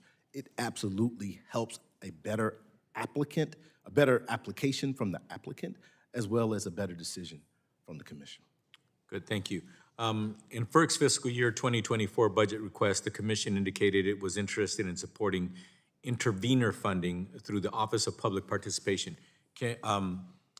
Commissioner Clements, can you discuss the importance of intervenor funding? Specifically, how will it allow FERC to hear from communities traditionally sometimes excluded from its proceedings? Thank you, Congressman. We do not currently have an intervenor funding program. What we have done as we've set up the Office of Public Participation is invited representatives of states that have set up intervenor funder programs, including California, to take lessons learned and figure out how we might approach this. I'd certainly defer to the chairman on further consideration of that opportunity at the Commission. When somebody is making a comment and they have the opportunity to hire experts in the field or attorneys who have tremendous experience in this. Does it help that community have representation and involvement in the process? Absolutely. If we don't have that evidence or that perspective in the record, we cannot consider it in our decision-making. Thank you so much. My time having been expired, I yield back. Gentleman yields back. I'll now go to the Crossroads of America. Mr. Pence for 5 minutes. Thank you, Mr. Chairman. And thank you all for being here today. I really appreciate my colleagues' comments just now. Our grid is on an unsustainable path. As a few of you have mentioned today, last summer in the state of Indiana, we had to fire up a coal plant that had been, I call it mothballed. That's not a technical term. That's because we didn't have enough electricity. And that's not even the growth. We have lots of windmills and lots of solar panels. That's not even the growth of the electrification of the transportation industry yet. Unfortunately, decisions affecting electricity markets and their impact on our grid are not overnight decisions. These affect long-term investments and could take years to be fully realized, as you've mentioned. If we do not change our direction now, we could be heading towards catastrophic failures now, last summer. Even though the entities charged with building and maintaining our electric grid continue sounding alarms, that has not slowed down the administration's top-down federalization approach to force electrification. I'm concerned that the Commission's order to implement new transmission backstop authority will trample states' rights and subject ratepayers to foot the bill for a project they did not ask for. The Infrastructure Investment and Jobs Act provided limited authority to clarify Section 216 of the Federal Power Act. However, the Commission seems to have taken matters into their own hands to grow their authority over transmission siting and inject environmental justice goals to fulfill a Green New Deal. Now, maybe that hasn't inhibited anything yet, but Commissioner Christie, I have a question. How do you think the use of Section 216 authority under the PROS rule would impact states' ability to govern themselves? And do you envision a scenario where ratepayers will be required to pay for misguided transmission facilities that may not fit the unique needs of that state, that community, and which their local government or state have already rejected? I think there's two questions there. First question is who should do the review of whether it's needed or prudent, and I absolutely believe the state regulators should. I think they're much more suited to understand whether a transmission line is going to serve consumers in that state. I don't think it's a question of, quote, state rights, unquote. I think it's a question of who is best suited to determine whether a power line, which consumers are going to pay for, let's never forget that. Consumers are always going to get stuck with the bill for power lines. So before you can justify charging consumers, you have to make sure that the consumers are going to be served by the line. And I think that the best people in the best position to do that are state regulators. Now, RTOs are going to do planning criteria, and they're going to vet these lines, and they're going to determine that these lines have an interregional value, and that's good. But before you build them, it ought to have to go to a state regulator and do that vetting. And that's what I think is so important. Now, cost allocation is a separate issue. Cost allocation, when you're talking about a line that, and again, we're in an RTO scenario now. So RTOs do cost allocation for regional lines and allocate them across consumers in different states. I think when you go into an RTO, you know that's going to happen as a state. But you do it because you assume that the lines are going to either provide a reliability benefit or an economic benefit, such as reducing congestion costs. And everybody sort of agrees on what the formula is going to be. When a line is built that is, as the NARUC, the State Regulator Commission put it, would not be built but for a state policy, then I think the state regulators have to be the ones determining how you allocate costs to their own consumers, because they shouldn't have their consumers charged for a policy project unless the state agrees to it. To me, that's just a no-brainer. I'm going to have to, I got one more question, and this question is for Mr. Danley. In my view, pipeline modifications and upgrades that have minimal environmental impact should not be subject to lengthy and burdensome recertification requirements. If the Commission follows through on an environmental agenda, I'm concerned this could open opportunities to inject environmental justice goals into these types of recertifications and exacerbate delays in upgrading technology, further deterring investment. How should FERC refocus authorities from the Natural Gas Act to ensure that the commission does not delay these types of technological upgrades and modifications. FERC should conduct its Section 7 reviews and produce the NEPA document that is the minimally invasive and least difficult document for that project. That means doing EAs where EIAs are acceptable as opposed to the more burdensome EISs. But unfortunately, the fact of the matter is all of our Section 7 issuances are going to be subject to some degree of litigation risk, because if people choose to attack it on the basis of our NEPA document, they're going to be operating under a cloud until that's resolved in the courts. So absent some kind of profound permitting reform in which that back-end litigation risk under NEPA is changed. Which you had mentioned before the last time we were together. Yes, in the absence of that sort of a reform of the back-end litigation risk. We've got to take action here. Something has to happen, otherwise it's all going to be under a cloud. And I'm out of time, so I yield back, Mr. Chairman. I thank the gentleman. I'll now go to Ohio. Mr. Balderson, 5 minutes. Thank you, Mr. Chairman. Thank you all for being here today. Ms. Clements, I Googled you and you're from Dayton, Ohio, so it's nice to see another Ohioan here.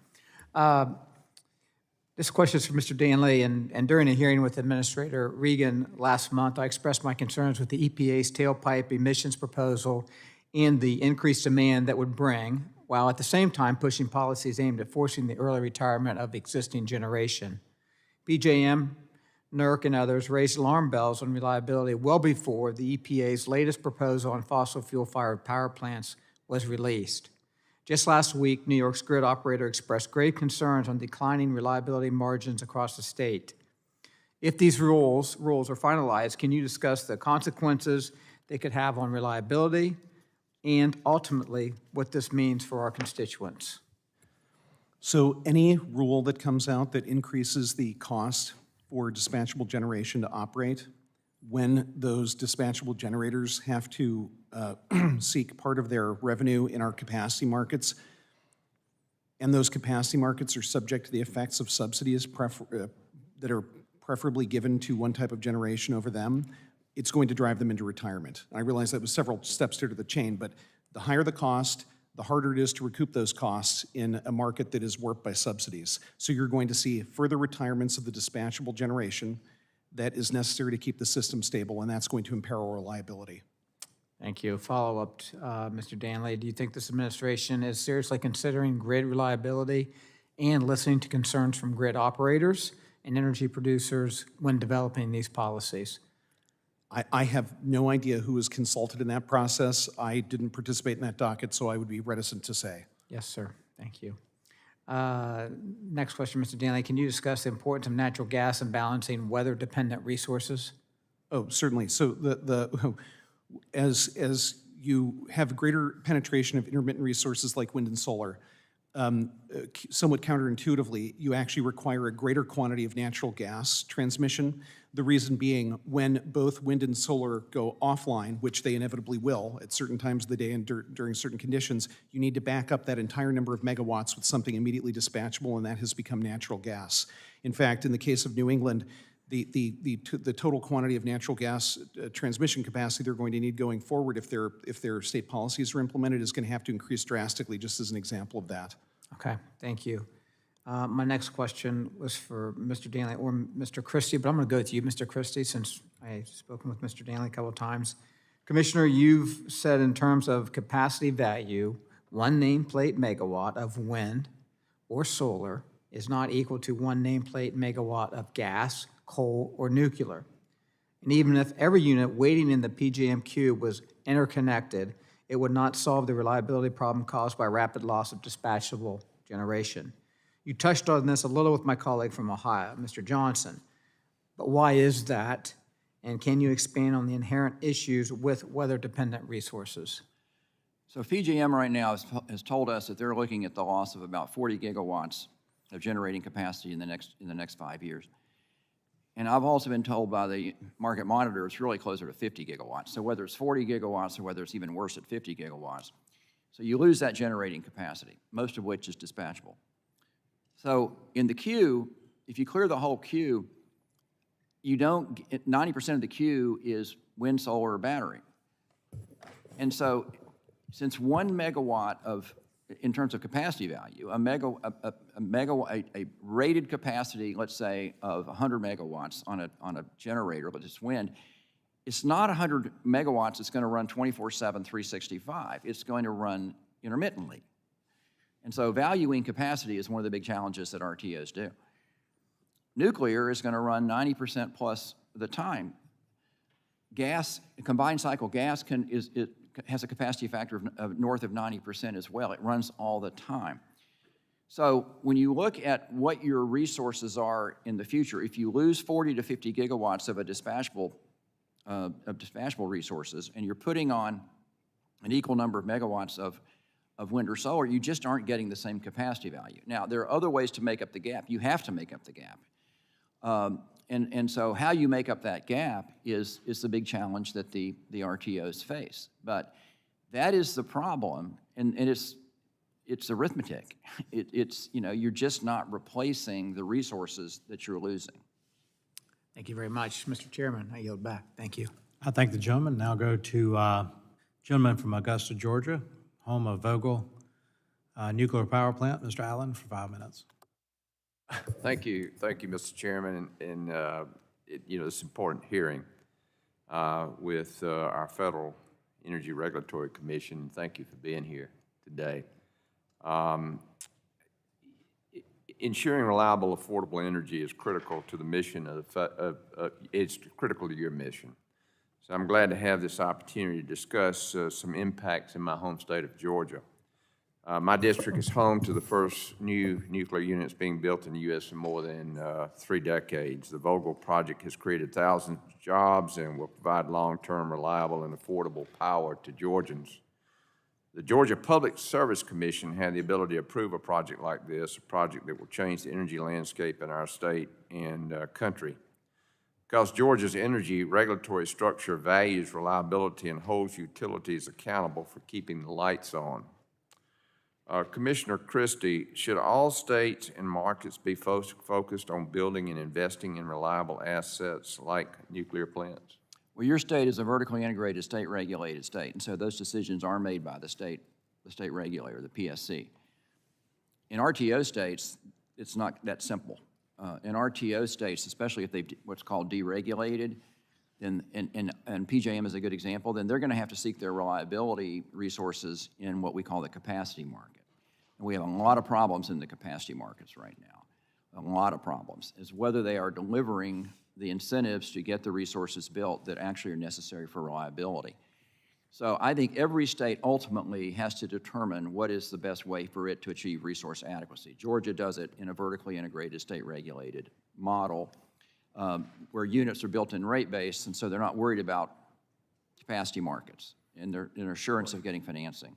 Have y'all looked at the impact of states that are vertically integrated versus those states that are dealing with this situation and are actually shutting down certain gas, coal, nuclear power, and obviously their citizens are already experiencing brownouts in difficult weather situations?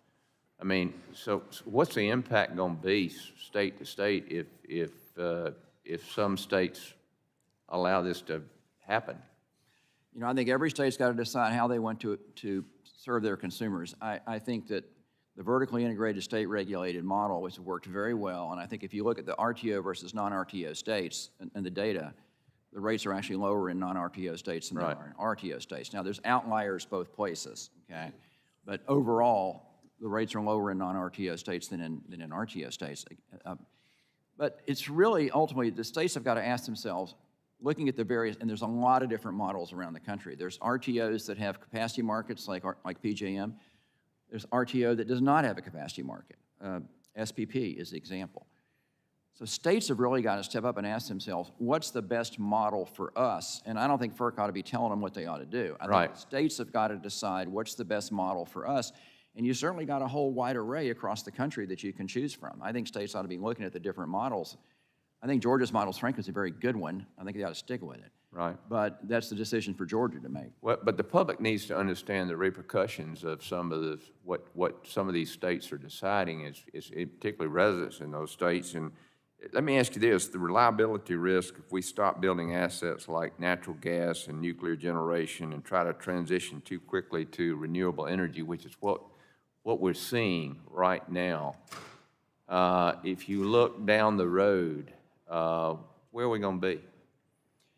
As I said at the very beginning of this, I think if we continue to lose dispatchable resources, I think we're going to be in a catastrophic situation with loss of power and outages, and those are, you know, a week-long outage such as we saw in Texas and during Winter Storm Uri is catastrophic. There's no other word for it. People die. They freeze to death. And we don't want that in the United States of America, and I think we've got to have the resources to make sure that we don't suffer that kind of catastrophic outcomes. Well, thank you for that. And you did write a letter, we wrote a letter. In a letter you wrote back to Chairwoman Rogers and Chairman Duncan in May of 2023, while no regulatory construct is perfect, all have their flaws. I believe that on balance, the state-regulated integrated resource plan construct is the most effective in dealing with consumer costs and that sort of thing. And you obviously still believe that that's the best way to go, is the state integrated system. If I was in a state and somebody asked me, how would you do it, I was how I would do it. I think that model served the United States for a long, long time to give us one of the best and most enviable power systems in the world. The whole RTO system, we could talk about this for hours, the whole RTO system really is rooted in what was called deregulation in the late 90s and early 2000s. And I think there's been a lot of flaws that have been exposed in that. But even that, they're different models. I mean, my state, Virginia, we went into an RTO, but we kept the vertically integrated state-regulated model. So we were sort of half in, half out, you could put it that way. But I'm glad we kept the model we kept. Right. But again, there are flaws in every system. There is no perfect system. And you're not choosing the best model, you're choosing the trade-offs you want to make. Great, thank you. I thank the gentleman. I'll now go to Idaho to Ms. Fulcher, 5 minutes. Thank you, Mr. Chairman. And thank you for being here and to the panelists and for the information today. I'm going to direct the first part of this to Mr. Christie, but probably try to get some input from Mr. Danley as well, at least here. But we have a natural gas pipeline system that runs through the Pacific Northwest, including my state of Idaho and also California. It's called the GTN Express. And there's some relatively small improvements that need to be made on the compressor stations for that pipeline. And it's already in place. Those are on private lands. Last October, the Idaho delegation, the entire delegation, and our Idaho governor sent FERC commissioners a letter in support of this upgrade. And Mr. Chairman, I would like to enter that letter into the record, if I may, please. Without objection, so ordered. FERC's response to us came on November 29. And it simply wanted to look at the elements of the EIS that it had received in November. And that was generally the response, but it's now been 8 months and nothing has happened on that. And this was also not included on the June 15 open meeting agenda, so I have to assume that it's still outstanding and that delay is ongoing. The delay appears to have started with former Chair Glick's decision to have FERC staff complete a lengthier EIS rather than the environmental assessment under NEPA. And I just need to underscore, this is not a new project. And so trying to contemplate why this would need to be done over again with a new EIS is difficult here, because there's been no significant environmental impacts. So I'd just like to ask Mr. Christie, if you could address that or bring that to bear. Why the delay on this? Are you asking the chairman or are you asking me? Mr. Christie? That's me, okay. Well, I think that's a pending proceeding, and so we can't talk about it anyway. I don't think we're allowed to nothing talk for about 8 months, and so, and nothing on the agenda. Well, if it's a pending proceeding, we can't talk about it. I can't answer why a letter then that let me was ask sent the to chairman. Mr. former Chairman. chairman didn't get answered. Mr. Christie made a good point. This is a pending proceeding. You're right. We had, EIS was performed for this particular project, just talking procedurally here. So why do we was- need to do a new EIS? That was a decision that was made, By, not by me. well, you're the What I've- chairman. What I've tried to focus on is moving forward expeditiously as we can and speeding up our reviews Mr. based Chairman, upon it's been advice from our, It's based eight upon advice from our- months, nothing on the agenda. We will act on projects when The they're ready. level of dependence on this is very significant, and we just don't seem to be getting any kind of a response. We understand. We are working as diligently as we can. I'm very proud of the progress that we've made on projects. This is another project that's a part of the backlog that we've Mr. Chairman, inherited that there we're trying to appears to be a pattern, and it appears to be a political one. If there is anything that has to do with infrastructure, energy infrastructure, the extraction industries, there appears to be a pattern here that things just get delayed, and all of a sudden there's got to be a whole nother set of processes done on something that's in existence. And so please take that as constructive as you will, and we're going to continue to stay on top of this. Mr. Chairman, I yield back. All right, the gentleman yields back. I'll go to North Dakota. Mr. Armstrong, 5 minutes. Thank you, Mr. Chairman. Commissioner Danley, FERC's 2022 draft policy statement appears to incorporate the feedback of activist groups that call for weighing end use when making certification determinations. This would seem to me to adjust FERC's economic regulatory goal to one of a regional planning entity. Isn't that inconsistent with FERC's statutory mission? Yes, it would be. Does FERC actually have jurisdiction over upstream production or downstream use? Not only do we not have jurisdiction conferred, it's specifically accepted from our jurisdiction in the NGA. You note in your dissent to the 2022 updated policy statement that the Natural Gas Policy Act, Wellhead Decontrol Act, and the changes to the Fuel Use Act altered the natural gas market. You go on to say that these deregulatory changes were not at play in the Transco case. Can you explain how the statutory and regulatory changes in the decades after Transco are instructive for limiting FERC's ability to consider end use?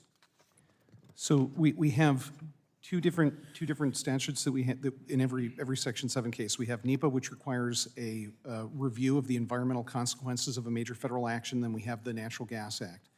The Natural Gas Act gives us clear jurisdiction over the actual facility, the pipeline, from beginning to end of the pipeline. And our obligation under the NGA is to ensure the orderly development of the infrastructure that gets plentiful supplies of natural gas to customers at reasonable prices. We do not have jurisdiction over the ultimate end use of the gas, nor over the production or gathering facilities. And so our NGA inquiry is cabined to the actual facility.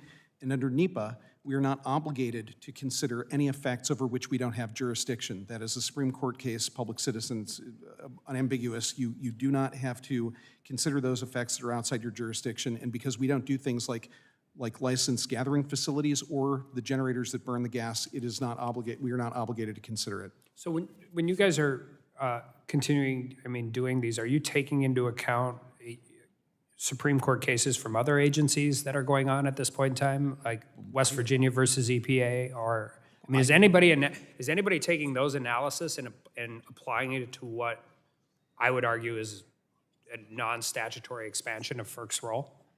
I will speak for myself. You will find cases like that in my dissents when I disagree with the Commission's decisions.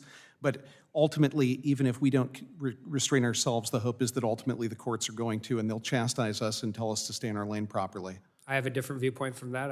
My position is whether we want to or not, the Supreme Court's going to start forcing Congress to do its job, which I think would be a good thing as well. For decades, states have cooperated in the pipeline approval process by responsibly acting on the requirements in Section 401 of the Clean Water Act. But over the last 10 years, certain states seem to have abused this authority to meet political end goals outside the intent of the law. Do you think states' recent misuse of Section 401 has undermined the Natural Gas Act?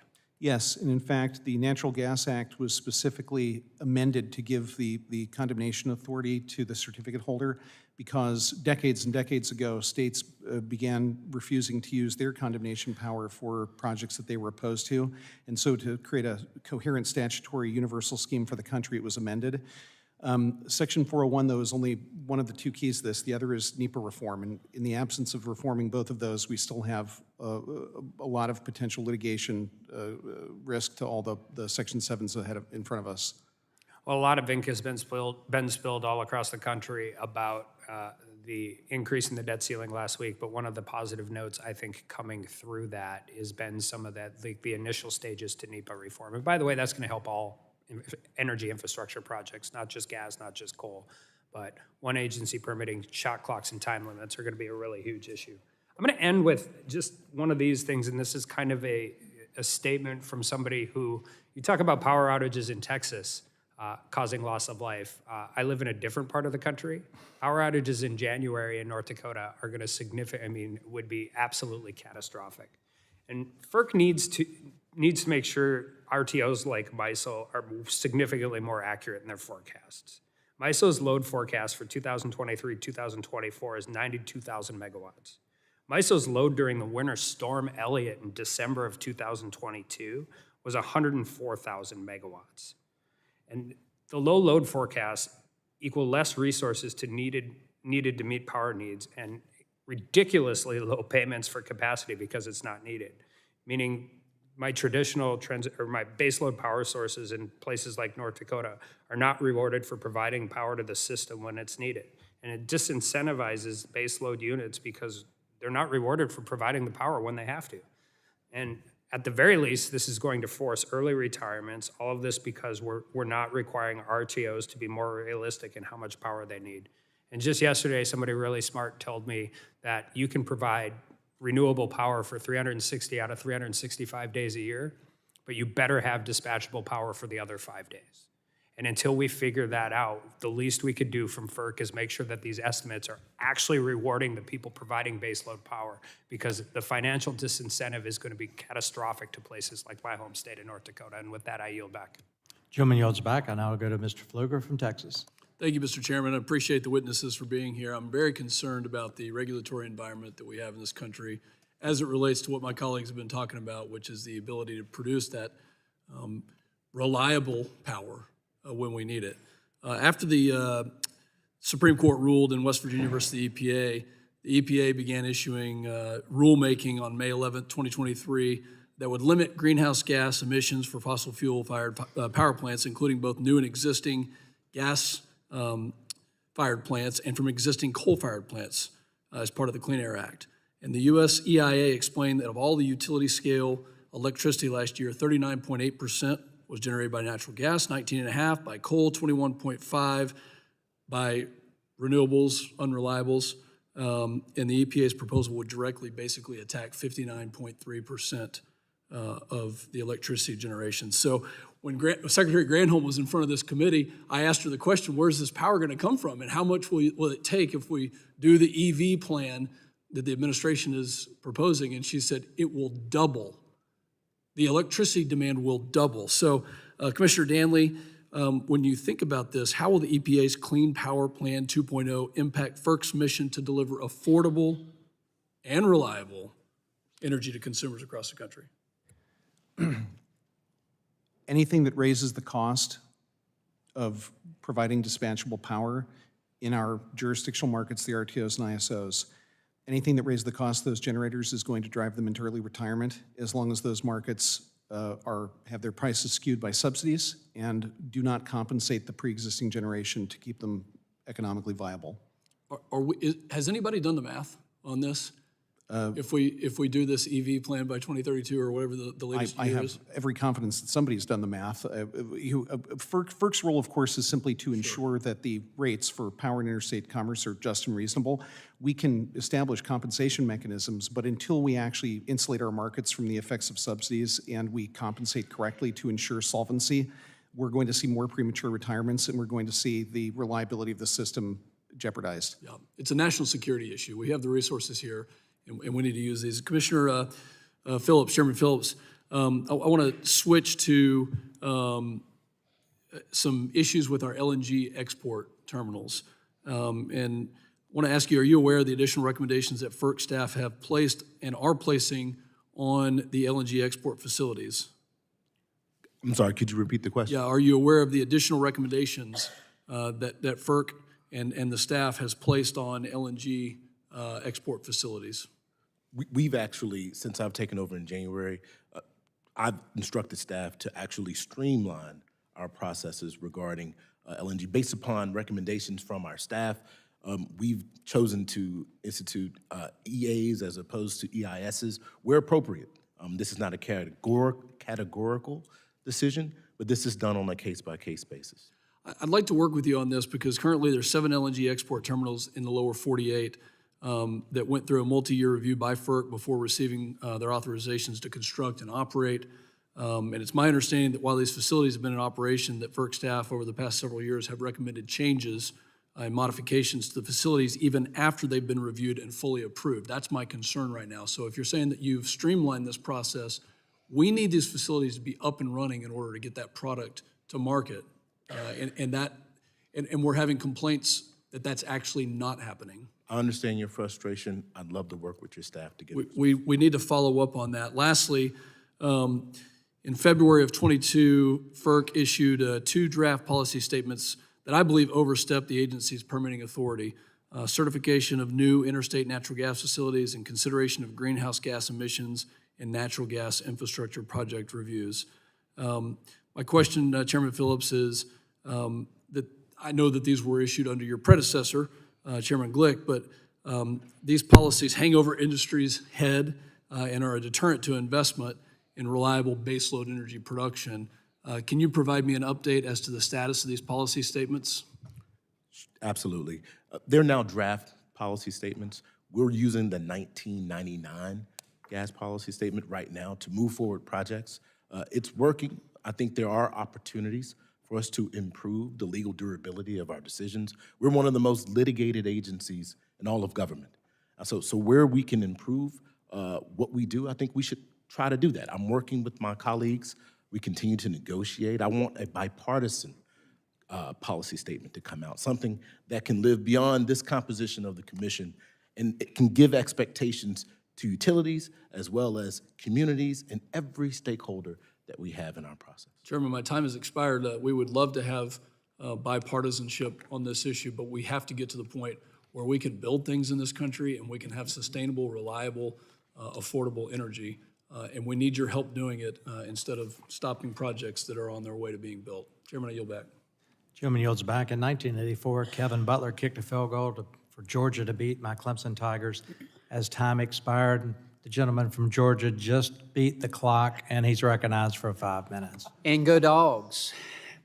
Thank you, Mr. Chairman, and thank you for having this hearing, and thank all of you for being here. Thank you for the work that you do. It does not go unnoticed. We know it's not an easy job. It's a tough job, but it's a necessary job, and sincerely, we appreciate all of your efforts and your work. We all understand how abundant and affordable energy, how important it is, and I know that I believe all of you agree with that, and I believe all of you work toward that same common goal that we have. But unfortunately, as we've seen, and particularly over the past few years, that one essential ingredient has been taken for granted, and that is the reliability. And that's certainly something that we need to make sure that we have. Many of you pointed it out, in fact, saying there's a looming reliability crisis in our electricity markets. Commissioner Danley said that. And the United States is heading for a very catastrophic situation in terms of reliability. Commissioner Christie said that. And that's what concerns me, is that, and we've talked about this before, it's almost as if it's going to take a catastrophic event in order to get our attention. And I hate to see that happen. I hope that we can do something about it before we witness that catastrophic event. And I think we would be better served, obviously we'd be better served if that did happen. Chairman Phillips, you said we face unprecedented challenges to the reliability of our nation's electric system, and I couldn't agree more. But I have to say that these issues are different across the country. Now, I live in southeast Georgia, in the southeastern United States. Georgia has been selected as the best state to do business in for, I think, 9 straight years now. And one of the reasons for that is because we have reliable, affordable energy. If we didn't have that, businesses wouldn't be coming to the state of Georgia. So that's one thing that we're very, very proud of, and certainly that certainly that we've worked hard on. I want to ask you, Commissioner Clements, your submitted testimony suggests that conducting studies and holding conferences to try to solve the reliability issues and other concerns in the RTO markets. Are there lessons to be learned that we can learn from the success of markets that are already providing long-term reliable and affordable energy, like in Georgia and in the Southeast region? Thank you, Congressman. As Commissioner Christie has discussed, the regions have different regulatory frameworks. There are lots of lessons to be learned from looking at both the regions that don't have RTO markets and the regions that do. In the regions that do have those markets, I think what we're seeing now, and the reason that prices have stayed low in capacity markets and PJM, is that they're talking about resource adequacy. That's how much steel do we have in the ground.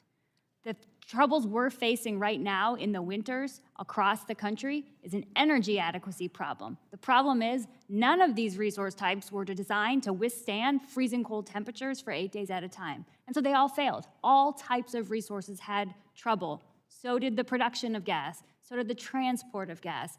So what we have to do is say, okay, how do we evolve these market rules? They're not static. They're not stuck. They're not an end to themselves. What we need to do is evolve them so that on a going forward basis, the markets are sending signals that generators fix these problems, that they produce the kind of resources we need, and that they're able to perform in times of shortage, such as extreme weather. Okay, well, thank you for that. Now I want to shift kind of a little bit here and talk more about natural gas, because natural gas is a big part of what we do in the state of Georgia. We don't generate energy in the state of Georgia, with the exception of, and I'm sure my colleague, my delegation colleague mentioned the fact that we just have 2 nuclear reactors who started up in the state of Georgia, which we're very proud of and worked hard on that. But we don't really generate a lot of electricity, so we depend on natural gas, and particularly on pipelines. We don't have enough pipelines, and we all understand that. Commissioner Christie, you've said that the U.S. is already not building enough pipelines to transport a sufficient amount of gas to maintain steady and reliable supply of energy. What's FERC doing to ensure that we've got adequate pipeline capacity to meet demands? Well, what FERC's doing is when applications are filed with us, of course, we're going to act on those applications. The problem is, I think last year or the year before, we hit the lowest number of new constructed pipelines in like the last 30, 40 years. Is there a reason for that? I mean, are they being denied and they're just not applying? FERC is approving pipelines in due course as they come into us. I think the numbers drop, but a lot of the pipelines that FERC approves, they end up being appealed. Every single one is challenged. Every single gas facility, greenfield pipeline, brownfield pipeline where you're replacing an existing pipeline with an updated, better engineered pipeline, compressor stations, you name it, they're being challenged in this national legal campaign, which is deliberately trying to drive up the cost of even starting a pipeline or any kind of facility, in the hope that, well, if you raise the cost through litigation, eventually they'll just go away and stop and no one will invest in them. And that's what's happening. And we're not getting nearly enough of the capacity we're going to have. Gas is the backup fuel of choice. Gas is, the head of NERC has described gas as the balancing fuel of the future, because gas is what has to balance the system when the intermittent resources are not producing. And so you have to have them together. You can't have wind and solar by themselves. You have to have gas as the balancing fuel to run when they don't. You have to be an engineer to figure that out. Right. But we're not building the pipeline capacity to serve those gas generating units that are critically important to balance the system. Again, the system has to be balanced every second of every minute of every hour of every day. And I'm way over time, but I appreciate your response. And again, thank all of you for the work that you do. It does not go unnoticed. Thank you, Mr. Chairman. I yield back. I thank the gentleman. It's not always saving the best for last. Seeing there are no further members wishing to ask questions, I'd like to thank all of our witnesses. Chairman Phillips, Commissioner Danley, Commissioner Clements, Commissioner Christie, great testimony. Thanks for answering the questions today. I ask unanimous consent to insert in the record documents included on the staff hearing documents list. So without objection, that'll be it, and we'll stand adjourned.